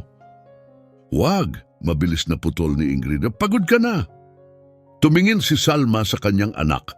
May pag-aalinlangan sa mga mata nito. Hindi niya nauunawaan ang nangyayari. Hindi niya nakikita ang pagmamanipula. Ayos lang, mahinang sabi ni Salma. Ako na. Kinuha niya ang mga timba at lumabas. Tinamaan siya ng bagyo na parang pader ng mga kutsilyo. Humahampas ang ulan sa balat niya. Umugong ang hangin sa kanyang mga tainga. Ang daang lupa ay naging latian. Sa bawat hakbang, lumulubog ang kanyang paa sa makapal na putik. Sa 50 metro pa lang, nadulas siya. Bumagsak ng malakas sa kanyang mga tuhod. Naggitgit siya, pinilit tumayo at nagpatuloy.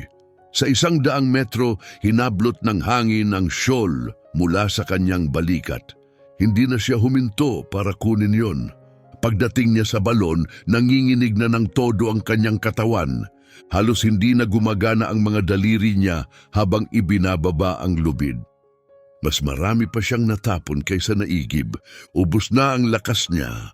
Mas malala ang pagbabalik. Mas mabigat na ngayon ang mga timba. Kumakapit ang putik sa kanyang mga binti, hinihila siyang pababa. Hindi tumitigil ang ulan.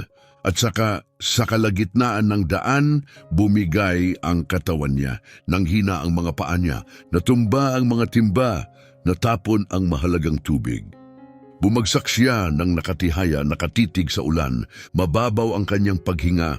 Wala na. Sinubukan niyang bumangon pero ayaw gumalaw ng kanyang katawan. Tumingala siya sa langit, basang-basa at giniginaw habang lumilipad ang isip niya kay Alvaro. Sa sanggol na minsan niyang inalagaan, sa lalaking naging anak niya, sa katotohanang hindi niya naibigay sa kanya. Hindi ganito, bulong niya, hindi pa, kailangan ko pa siyang masabihan. Nanginginig ang kanyang mga braso. Nagiging hindi pantay ang tibok ng puso. Dahan-dahang pumapasok ang dilim sa kanyang paningin. Ang huling naisip niya bago mawalan ng malay ay ang mga papel sa ilalim ng kanyang kutsyon. Kapag namatay siya, walang makakaalam. Walang makakaalam na ang rancho ay kanya pala mula pa noon. Pagsapit ng bukang liwayway, natagpuan siya ni Lucia. Hindi siya nakatulog buong gabi, may kung anong bumabagabag sa puso niya. Nang humupa ang ulan, agad siyang naglakad papunta sa rancho. May kutob siyang may mali at doon niya siya nakita. Isang madilim na anyo malapit sa balon, tahimik, hindi gumagalaw. Ginang Salma! Sigaw niya, tumatakbo ng mabilis. Pagdating niya, bumagsak ang puso niya. Walang malay si Doña Salma. Asul ang labi, yelong-yelo ang balat. Tulong! May tumulong! Narinig ni Manuel ang sigaw mula sa kanyang bahay. Sa pagkakataong ito, hindi na siya nag-atubili. Nilundag niya ang bakod at tumakbo.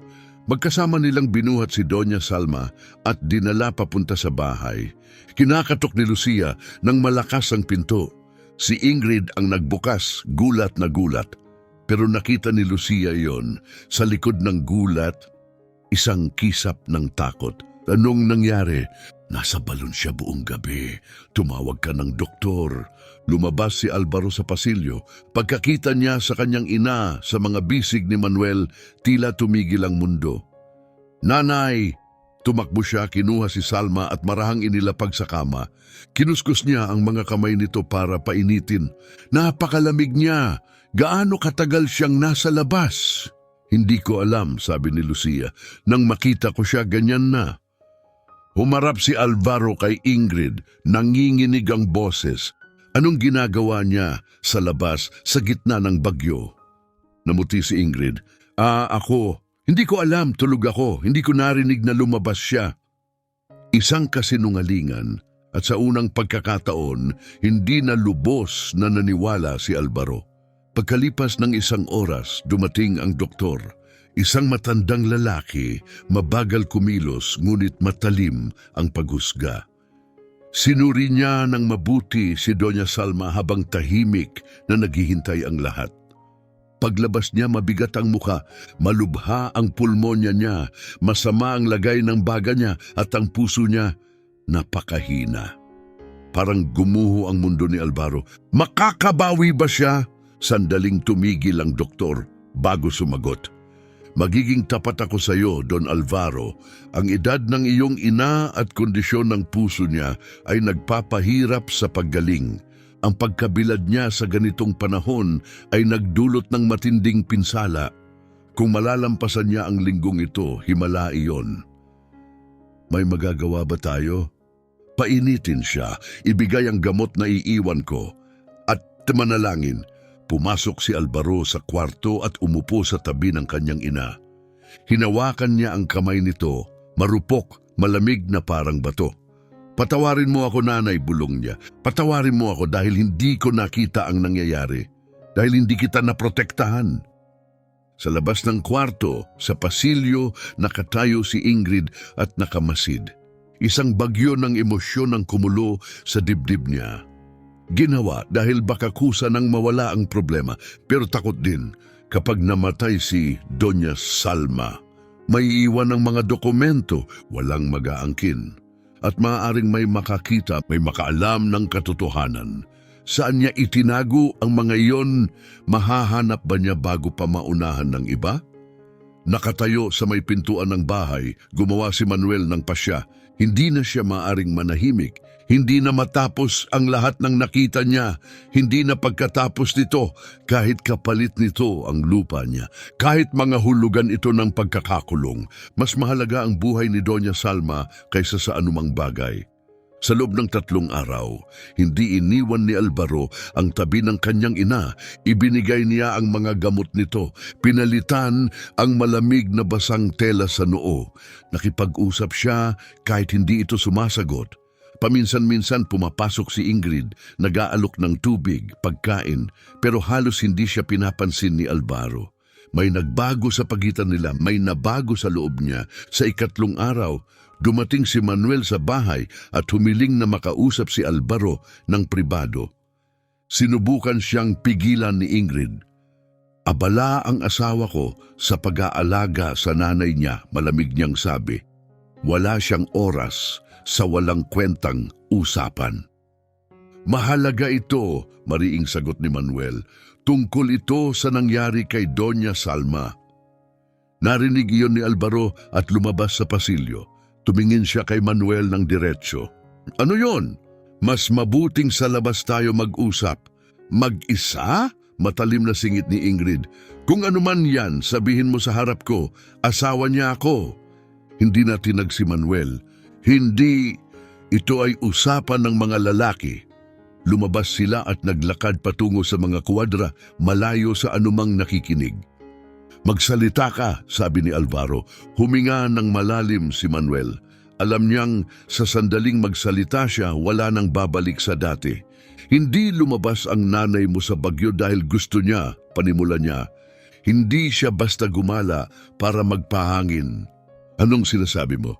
Sinasabi kong ipinadala siya ron. Pinipilit siya ni Ingrid na mag-igib ng tubig mula sa balon araw-araw.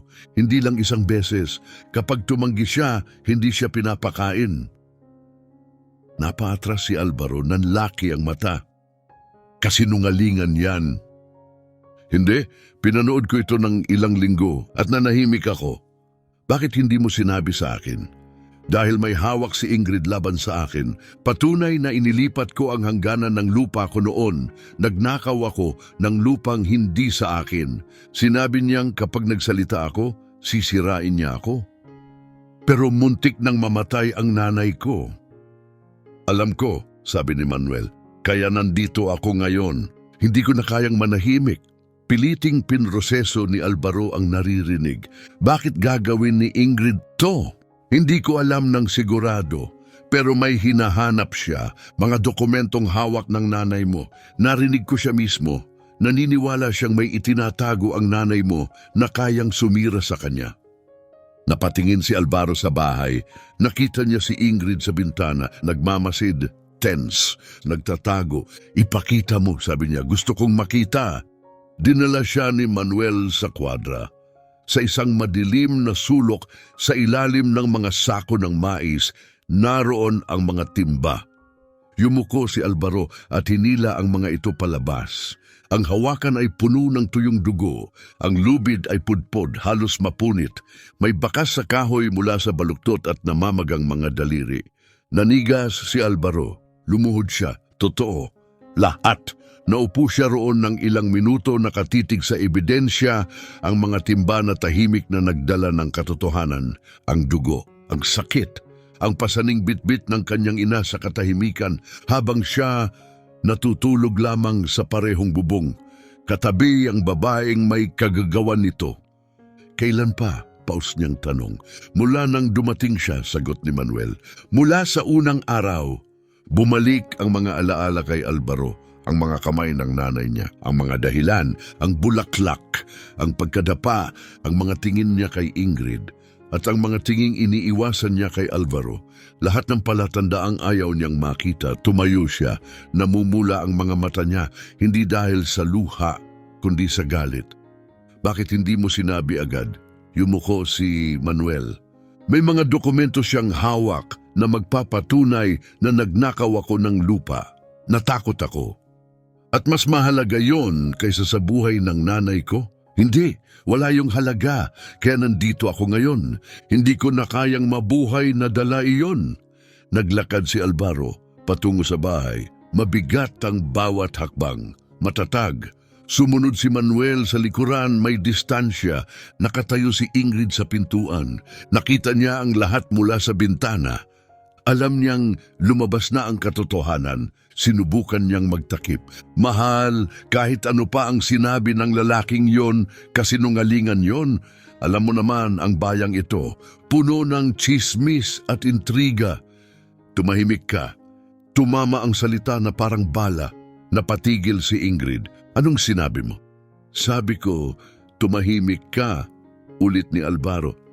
Kahit minsan lang, tigilan mo ang pagsasalita. Nilampasan niya ito at pumasok sa bahay. Susunod sana si Ingrid pero humarang si Manuel. Hayaan mo siya, sabi niya. Panahon na para marinig niya ang katotohanan. Pumasok si Alvaro sa kwarto ng kanyang ina at umupo sa tabi ng kama. Dahan-dahang bumukas ang mga mata ni Salma. Nakita niya ang mukha ng anak at may kakaiba. Tumingin siya ng tunay. Nanay, pasensya na. Dumaloy ang luha sa pisngi ni Alvaro. Hindi kita pinaniwalaan. Siya ang pinaniwalaan ko. Iniwan kita mag-isa noong pinakakailangan mo ako. Hindi mo alam, mahinang sabi ni Doña Salma, napakahusay niyang manghikayat. Dapat napansin ko, dapat nagtanong ako, dapat nandoon ako. Inangat ni Salma ang nanginginig na kamay at hinaplos ang pisngi niya. Nandito ka na ngayon, iyon ang mahalaga. Huli na ba? Hindi pa. Mahigpit niyang hinawakan ang kamay ng ina. Bakit kanya kinamumuhian ng ganito, nanay? Anong ginawa mo sa kanya? Wala, mahina niyang sagot. Pero naniniwala siyang may ginawa ako. Lumaki siyang mali ang kwento. Anong kwento? Pumikit si Doña Salma sandali, pagod na pagod. Mahaba at masakit pero kailangan mong malaman ang lahat. Karapatan mong malaman kung sino ka talaga. Sa sandaling iyon, itinulak ni Ingrid ang pinto at pumasok. Nag-aapoy ang mga mata sa galit. Huwag kang makinig sa kanya, Alvaro. Sinungaling siya. Palagi siyang sinungaling! Tumayo si Alvaro at humarang sa pagitan niya at ng kama. Nakita ko ang mga timba, Ingrid. Puno ng dugo ng nanay ko. Parte rin ba yun ang plano niya? Namuti ang mukha ni Ingrid pero hindi siya umatras. Ginawa niya yan sa sarili niya. Gusto niyang galitin kalaban sa akin. Inaasahan mong maniwala ako na isang 72 taong gulang na babae na may sakit sa puso, ginawa yan sa sarili niya para lang magmukha kang masama. Oo, sigaw ni Ingrid, dahil iyon ang totoo. Dahan-dahang umiling si Alvaro. Hindi na kita pinaniniwalaan. Hindi na ako naniniwala sa kahit anong sinasabi mo. Nagsimulang umiyak si Ingrid. Tunay ba? O perpektong timing lang, nanginginig ang balikat niya, bumabaha ang luha. Pero hindi na naantig si Alvaro. Sa wakas, nakita na niya ang palabas. Ito ang klase ng pagpapakita ng lungkot na kayang manloko ng halos kahit sino. Pero si Alvaro, hindi na kahit sino. Tigilan mo ang pag-iyak, malamig niyang sabi, hindi na gumagana sa akin ang mga luha mo. Alvaro, pakiusap, nagmakaawa si Ingrid. Asawa mo ako. Taon na tayong magkasama. Talaga bang paniniwalaan mo ang isang matandang halos hindi mo kilala kaysa sa akin? Tumigas ang mga mata ni Alvaro. Ang matandang yon ang nanay ko. Kilala ko siya mula nung araw na ipinanganak ako. Ikaw ang estranghero dito. Ikaw ang nagsisinungaling mula pa sa simula. Biglang tumigil ang iyak ni Ingrid, parang may pumitik na switch. Nagbago ang mukha niya, nawala ang anyo ng kawawang biktima at ang natira ay isang bagay na matalim at nagyayelo. Sige, patag ang boses niya. Kung gusto mo ang katotohanan, tanungin mo ang nanay mo kung sino talaga siya. Tanungin mo siya kung ano ang ginawa niya, 40 taon na ang nakalipas. Tanungin mo siya kung bakit kinamumuhian siya ng pamilya ko sa loob ng ilang dekada. Kumunot ang noo ni Alvaro. Anong sinasabi mo? Tanungin mo siya tungkol sa Hacienda Los Laureles, pagpapatuloy ni Ingrid. Tanungin mo siya tungkol sa tatay ko. Tanungin mo siya kung ano ang ninakaw niya sa nanay ko. Dahan-dahang lumingon si Alvaro kay Doña Salma. Nakapikit ang matanda ngunit bahagya itong tumango. Tama siya anak, bulong ni Salma. May mga bagay na karapatan mong malaman, mga bagay na dapat sinabi ko sa iyo matagal na. Inusog ni Alvaro ang upuan palapit sa kama, umupo siya at hinawakan ang marupok na kamay ng ina. Sabihin mo sa akin ang lahat, nanay, mula sa simula. Binuksan ni Doña Salma ang kanyang mga mata. Tiningnan niya ang anak, may pag-ibig na dala niya sa katahimikan habang buhay. Nagsimula ang lahat mahigit 40 taon na ang nakalipas. Sabi niya, 20 taon lang ako noon, nagtratrabaho bilang kasambahay sa isang malaking hasyenda. Los Laureles ang pangalan, pagpapatuloy niya. Iyon ang pinakamalaki at pinakamayaman sa buong rehiyon. At ang may-ari nito ay isang lalaking nagngangalang Alejandro Garcia. Tahimik na nakinig si Alvaro. Nasa may pintuan si Ingrid, nakapulupot ang mga braso, nakamasid na parang hukom. Dumating ako roon ng 18, marahan pang sabi ni Salma. Wala akong kahit ano, walang pamilya, walang pera, walang kinabukasan. Kinuha nila ako para maglinis at tumulong sa kusina. Akala ko magtatrabaho lang ako ng ilang taon, mag-iipon at aalis. Yumuko si Alvaro palapit. Anong nangyari? Bumigat ang boses ni Salma. Ang nangyari, si Don Alejandro. Gwapo siya, edukado at mabait. Hindi siya tulad ng ibang mayayaman na tinatrato ang mga katulong na parang dumi. Kinakausap niya ako na parang may halaga ako. Tinatanong niya kung kumusta ako. Pinahihiram pa niya ako ng mga libro para gumaling ang pagbasa ko. Napahigpit ang paglunok ni Alvaro. Umibig ka ba? Ako ang unang umibig, amin ni Salma. Bata ako at inosente. Akala ko imposibleng mapansin niya ang tulad ko, pero nagkamali ako. Umibig din siya. Mula sa pintuan, nasingal si Ingrid. Ang ibig mong sabihin, inakit mo siya, isang walang hiyang katulong na lumapit sa lalaking may asawa. Sapat na, sigaw ni Alvaro ni hindi man lang tumingin sa kanya. Nagpatuloy si Doña Salma. Oh, may asawa si Alejandro, isang babae na ang pangalan ay Antonio, pero miserable ang kasal nila. Malamig si Antonio, ambisyosa, malupit. Pinakasalan niya siya dahil sa yaman, hindi dahil sa pag-ibig. At alam iyon ni Alejandro. Mababa ang boses ni Alvaro. Kaya nagkaroon kayo ng relasyon? Oo, sagot ni Salma. Halos 2 taon, lihim. Nangako siyang iiwan niya si Antonio.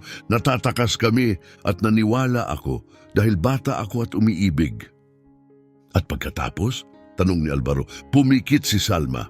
Kahit makalipas ang napakaraming taon, masakit pa rin ang alaala. Nabuntis ako, bulong niya. Ikaw, Alvaro, ikaw ang anak ni Don Alejandro Garcia. Bumagsak ang katahimikan sa buong kwarto, napigil ang hininga ni Alvaro. Anong sinabi mo? Ang lalaking akala mong tatay mo, ang sinasabi kong nang iwan sa atin, hindi siya totoo. Kwento lang iyon na ginawa ko para protektahan ka. Ang tunay mong ama, si Don Alejandro. Biglang tumayo si Alvaro. Hindi niya kayang manatiling nakaupo. Umiikot ang isip niya. Bakit hindi mo sinabi sa akin? Bakit itinago? At bakit parang napakasama ng pakiramdam ng lahat ng to? Sabihin mo sa akin ang sumunod. Nanginginig ang boses ni Doña Salma. Nalaman ni Antonio ang katotohanan, pero hindi niya hinarap si Alejandro agad. Naghintay siya hanggang ipinanganak ka. Kumunot ang mukha ni Alvaro. Hinayaan niya akong manatili. Hinayaan niya akong manganak sa hasyenda. Hinayaan niya akong pasusuhin ka ng 3 linggo. Nabasag ang boses niya. At pagkatapos, pabulong na tanong ni Alvaro, kinuha niya ang sanggol ko. Napuno ng sakit ang mga mata ni Doña Salma. Hinila kanya mula sa mga bisig ko at dinala palayo. Sabi niya, kailangan kanyang suriin.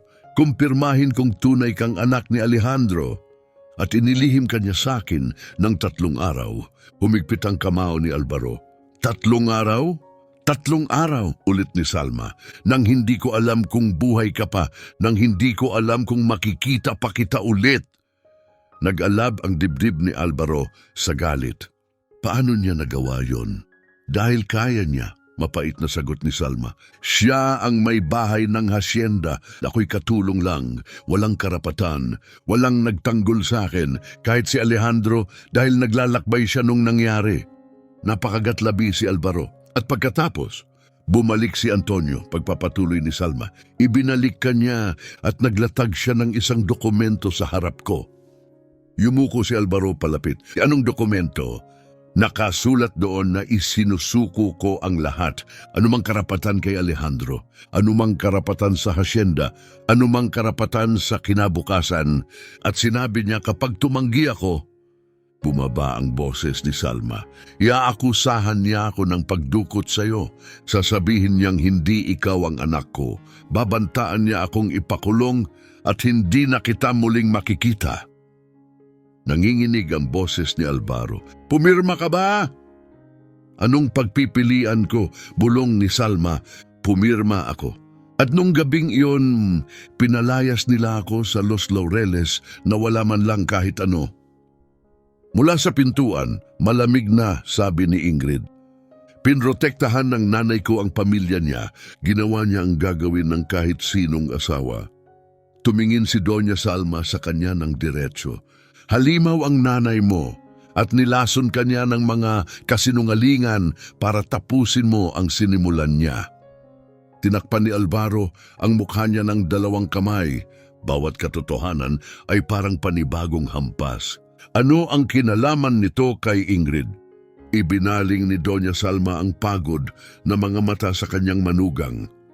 Ikaw ang magsabi sa kanya, Ingrid. Sabihin mo sa kanya kung sino ka talaga. Humigpit ang panga ni Ingrid pero nanahimik siya. Sige, sabi ni Salma, ako na. Matapos sirain ng nanay mo ang buhay ko, nagkaanak siya pagkaraan ng ilang taon. Isang anak na pinalaki sa mga kwento tungkol sa masamang kasambahay na gustong agawin ng asawa niya. Ang anak na iyon, ikaw Ingrid. Biglang humarap si Alvaro sa asawa niya. Totoo ba yon? Itinaas ni Ingrid ang baba, parang ipinagmamalaki. Oo, si Antonio Garcia ang nanay ko at si Alejandro Garcia ang tatay ko. Ibig sabihin, tumalim ang boses niya. Iisa ang ama natin. Nanigas si Alvaro. Ano? Magkapatid tayo sa ama? Diretsahang sabi ni Ingrid. Ang kaibahan lang, ako ang isinilang sa lehitimong pamilya at ikaw sa kasambahay. Napatras si Alvaro nangingilabot. Kasal tayo, tayo'y pamilya. Kalahating pamilya. Malamig na pagwawasto ni Ingrid at alam ko yon mula pa sa simula. Kaya kita hinanap, kaya kita pinakasalan. Nabasag ang boses ni Alvaro. Pinakasalan mo ako kahit alam mong magkadugo tayo? Oo, sagot niya ng walang hiya. Pinakasalan kita para mabawi ang kinuha ng babaeng iyon sa pamilya ko. Ang mga papeles na itinatago niya ang patunay na binigyan ng lupa ng tatay ko ang anak niyang bastardo. Lupang dapat sa akin. Tumaas ang boses ni Doña Salma, matatag at hindi natitinag. Wala akong ninakaw. Ibinigay ni Alejandro ang lupang iyon dahil mahal niya ako at dahil mahal niya ang anak niya. Regalo ang mga iyon, mariing sabi ni Doña Salma, hindi ninakaw. Regalo, sigaw ni Ingrid. Pag nanakaw iyon, kinuha ng tatay ko ang lupang yun sa nanay ko para ibigay sa iyo. Hinding-hindi minahal ng tatay mo ang nanay mo ng totoo, kalmadong sagot ni Salma. At ang ibinigay niya sa akin ay maliit na bahagi lang ng mga pag-aari niya. Hindi nga napansin ng pamilya ninyo na nawala iyon. Pinisil ni Alvaro ang magkabilang sentido, parang maghihiwalay ang ulo niya sa dami ng pumapasok sa isip. Sandali, tumigil muna. Kailangan kong maintindihan. Alam mo kung sino ako mula pa sa simula noong una tayong nagkakilala? Tinitigan siya ni Ingrid na walang kahit anong bahid ng pagsisisi. Siyempre alam ko, kinuwento sa akin ng nanay ko ang tungkol sa iyo buong buhay ko, ang anak ng kasambahay, ang kahiya-hiyang pagkakamali ng tatay ko. Lalong lumamig ang boses niya. Nang mamatay siya, iniwan niya sa akin ang isang misyon, hanapin ang mga dokumentong itinago ni Salma at sunugin. Humigpit ang panga ni Alvaro. At para doon, pinakasalan mo ako? Nagkibit balikat si Ingrid na parabang napaka-obvious. Yun ang pinakamadaling paraan para makalapit. At gumana, di ba? Ngayon narito ako, nakatira sa rancho na dapat sa akin, kasal sa lalaking konektado sa mga papeles na iyon. Nabasag ang boses ni Alvaro. Kaya hindi mo ako minahal. Kumunot ang labi ni Ingrid. Para sa mga tanga ang pag-ibig, Alvaro, hindi ako pumunta rito para magmahal. Pumunta ako para kunin ang akin. Mula sa kama, mahina ngunit malinaw na nagsalita si Doña Salma. Walang kahit ano dito ang pag-aari mo, Ingrid. Kailanman. Tumahimik ka, matanda.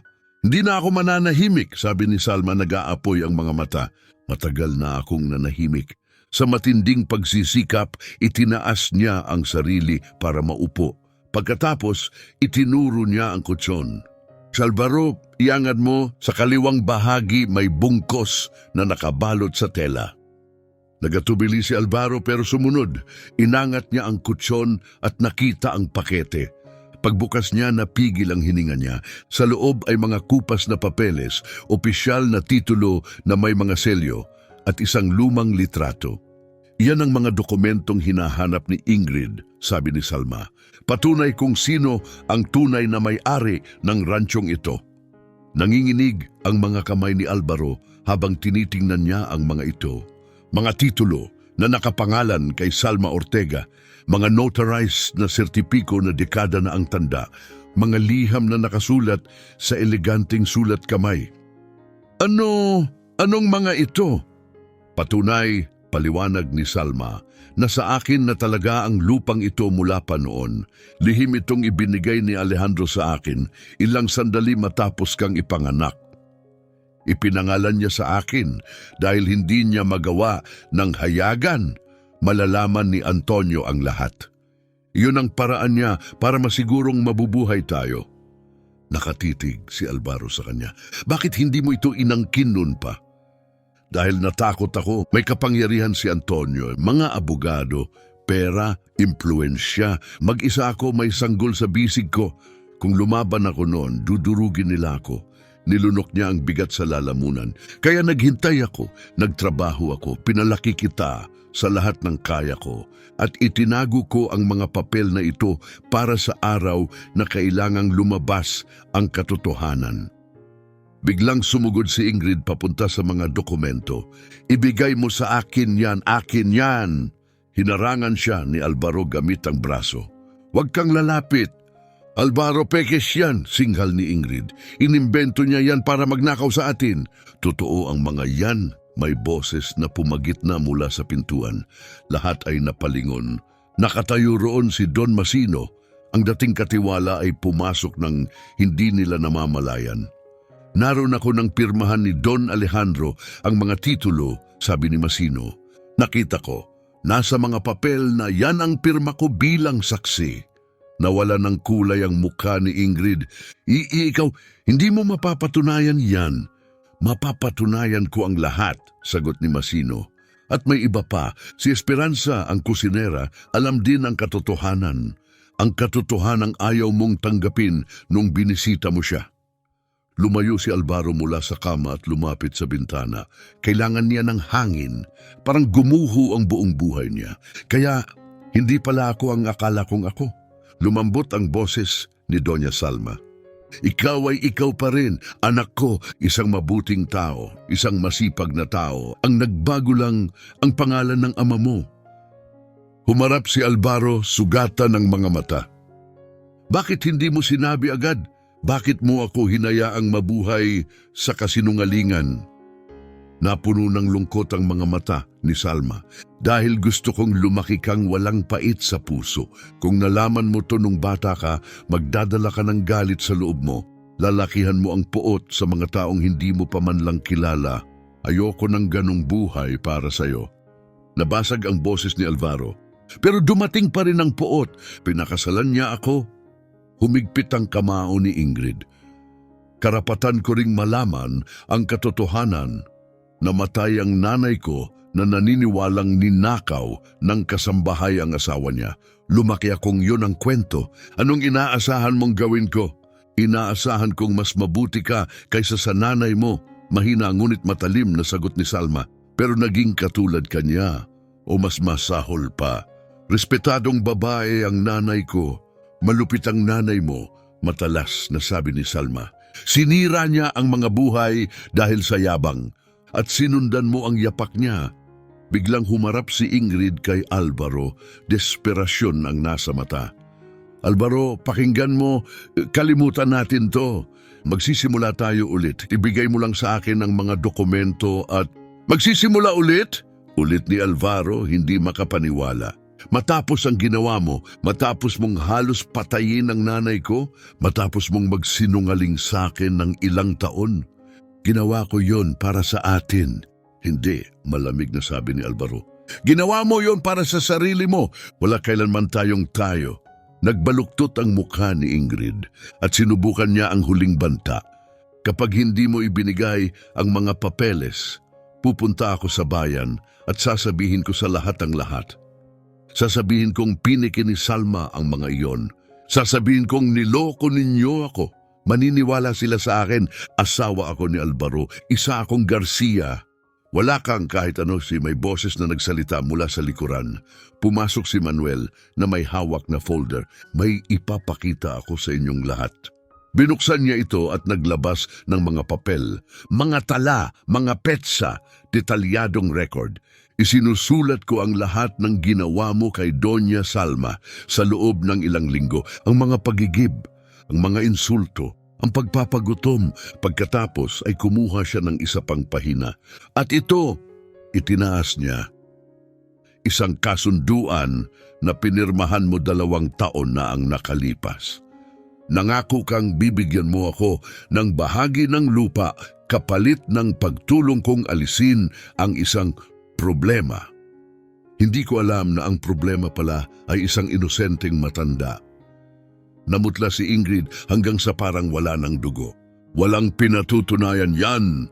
Pinatutunayan yan na planado mo ang lahat, maring sabi ni Manuel. Pumunta ka rito na may intensyong saktan siya at may mga saksi ako. Nakita ni Lucia ang kalupitan mo. Pinagtitibay ni Don Masino ang katotohanan tungkol sa hasyenda at handang tumestigo si Esperanza. Tumingin si Alvaro kay Manuel. Bakit hindi ka nagsalita noon pa? Yumuko si Manuel. Dahil natakot ako. Dahil duwag ako. Binalaan niya ako gamit ang mga dokumento tungkol sa lupang ninakaw ko. Nanginginig ang boses niya, pero wala na akong pakialam. Kunin nila ang lahat. Iharap nila ako sa paglilitis. Hindi ko na kayang mabuhay na dala ang guilt na ito. Tumingin si Ingrid sa paligid. Bitag, walang kakampi, walang takas. Hindi ito matatapos dito, suminghal siya. Kukuha ako ng mga abogado, ipaglalaban ko ang sa akin. Kalmado ang boses ni Doña Salma, hindi natitinag. Lumaban ka kung gusto mo, nasa panig ko ang batas. Matagal na itong kanya at ngayon sa wakas, kinilala na rin ito ng batas. Kinabukasan mismo, dumating ang notaryo mula sa bayan ng Lioto. Nakipag-ugnayan si Don Masino sa kanya ilang araw na ang nakalipas ayon sa tagubilin ni Doña Salma. Isa siyang seryosong lalaki, may makakapal na salamin at lumang leather briefcase na halatang matagal ng gamit. Mahigit 1 oras niyang sinuri ang bawat dokumento. Tinitingnan ng mga pirma, ang mga opisyal na selyo at ang mga petsang naka-cross-reference. Walang nagsalita habang ginagawa niya ito. Nang sa wakas ay tumingala siya, malinaw at matatag ang kanyang tinig. Ang mga dokumentong ito ay tunay, lahat ay tugma. Ang ransyong ito ay legal na pag-aari ni Salma Ortega at mahigit 30 taon na. Pumikit si Doña Salma. Pagkatapos ng napakaraming taon, may isang taong sa wakas ay nagpatunay sa katotohanang matagal na niyang alam. Humarap si Alvaro sa notaryo. Ano ang ibig sabihin nito para sa akin? Maingat ang sagot ng notaryo. Ibig sabihin, ang lupang pinagtatrabahuhan mo ay hindi minana mula sa isang ama na wala. Hindi ito bahagi ng ari-arian ng mga Garcia. Ito ay mula sa iyong ina at kapag siya ay pumanaw, mapupunta ito sa iyo bilang kanyang lehitimong tagapagmana. Dahan-dahang tumango si Alvaro at si Ingrid. Napatingin ang notaryo kay Ingrid. Nakaupo ng matigas sa sulok, nakapulupot ang mga braso, mahigpit ang mukha. Wala siyang legal na karapatan sa lupang ito, diretsyong sabi niya. Kahit siya ay anak ni Don Alejandro, ang lupang ito ay personal na ibinigay kay Miss Ortega. Hindi ito saklaw ng anumang pamana ng pamilya.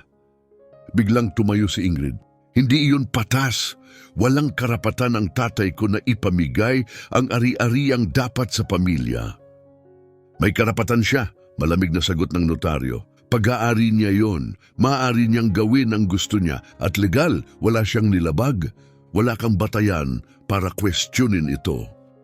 Bumaling si Ingrid kay Alvaro, nag-aapoy ang galit sa mata. Hindi pa ito tapos. Sumpa ko, hindi ito matatapos ng ganito. Tapos na, sabi ni Alvaro, mabigat at pinal ang boses. At aalis ka sa bahay na ito, ngayon din. Tahimik na nag-impake si Ingrid. Nakatayo si Alvaro sa may pintuan ng kwarto na minsan nilang pinagsaluhan. Isang espasyong ngayon ay parang entablado ng pagtataksil na matagal nang nagaganap. Bago siya umalis, nagsalita si Alvaro. May pakialam ka ba talaga sa akin? Mababa ang boses niya. Tapat. May totoo bang naramdaman? Huminto si Ingrid. Sa isang iglap na basag ang malamig niyang maskara. Noong una, wala, amin niya. Isa ka lang paraan para makuha ang gusto ko. Pero kalaunan, may mga sandali. Mga sandaling halos nakalimutan ko kung bakit ako nandito. Halos, napayuko siya. Sa tuwing titingin ako sa iyo, nakikita ko ang mukha ng nanay mo. Nakikita ko ang babaeng sumira sa pamilya ko at bumabalik ang galit. Umiling si Alvaro. Walang sumira sa pamilya mo kundi ang nanay mo, Ingrid. Pinili ni Antonio ang pait kaysa paghilom at pinili mo rin ang parehong landas. Isinara ni Ingrid ang maleta at binuhat ito. Baka tama ka. Baka pagkakamali ang lahat, pero wala na itong halaga ngayon. Naglakad siya papunta sa pintuan. Umatras si Alvaro. Saan ka pupunta? Huwag mo nang alalahanin, hindi na ako asawa mo. Teknikal, asawa ka pa rin. Teknikal, tuyong sabi niya, pinakasalan ko ang kalahati kong kapatid nang hindi ko alam. Sigurado akong aayusin iyon ng batas. Nagkatitigan sila sa huling pagkakataon. Dalawang estrangherong minsang nagbahagi ng bahay, kama at kasinungalingan. Paalam Alvaro, paalam Ingrid. Umalis siya nang hindi lumilingon. Nanatili si Alvaro sa pintuan, nakatanaw hanggang sa mawala ang anino niya sa daan. Halo-halong emosyon ang kumulo sa dibdib niya. Galit, sakit, pagsisisi, ngunit higit sa lahat, ginhawa, lumipas ang bagyo, at sa wakas, nakahinga siya. Pagkalipas ng 2 linggo, nakaupo si Doña Salma sa harap na balkonahe. Ang balkonahe niya, ang tahanan niya, ang langit sa hapon ay kulay rosas at kahel. Mahina pa rin ang katawan niya. Iniwan ng pulmonya ang kanyang pagkamarupok at sinabi ng doktor na mabagal ang paggaling. Pero buhay siya. At iyon pa lamang ay isang himala na. Lumapit si Alvaro, dala ang 2 tasa ng kape at umupo sa tabi niya. Kumusta ka ngayon, nanay? Mas mabuti, miho. Unti-unti akong lumalakas araw-araw. Tahimik silang nagmasid sa rancho. Mapayapa na ngayon ang lupa. Lunti ang pastulan, mga baka sa malayo at hangin na dumaraan sa mga puno. Si Alvaro ang unang nagsalita. Pwede ba kitang tanungin? Siyempre, bakit hindi mo agad ipinakita ang mga dokumento? Bakit mo hinayaan ang lahat ng ginawa ni Ingrid sa'yo? Sumimsip si Salma ng kape at sumagot ng kalmado. Dahil kailangan mong makita ang katotohanan sa sarili mong mata. Kung sinabi ko iyon sa unang araw, hindi ka maniniwala. Iisipin mong isa lang akong matandang mapait na gustong sirain ang kasal mo.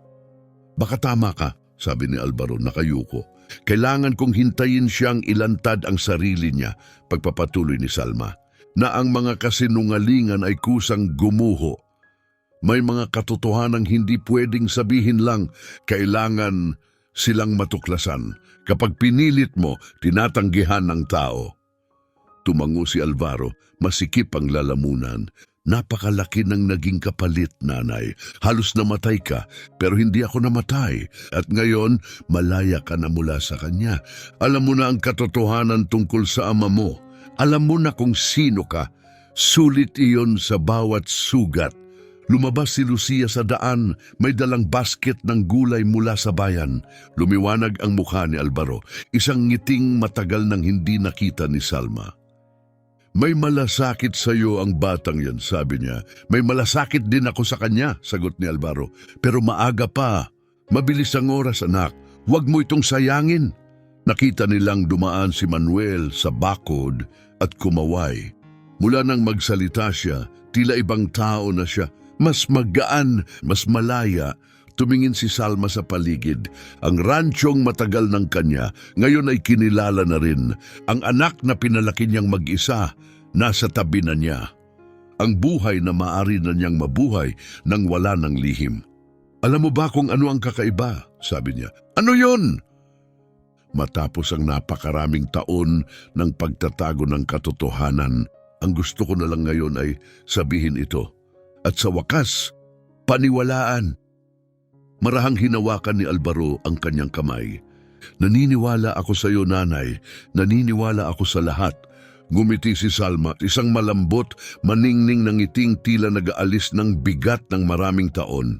Kung ganon sulit ang lahat, bawat sakit, bawat katahimikan, lahat. Lumubog ang araw sa likod ng mga bundok, nagsimulang lumitaw ang mga bituin sa dumidilim na langit. At si Doña Salma, matapos ang 40 taon ng pananahimik, sa wakas ay nakaramdam ng kapayapaan. Sa kanyang tahanan, sa tabi ng kanyang anak, eksakto kung saan siya nararapat,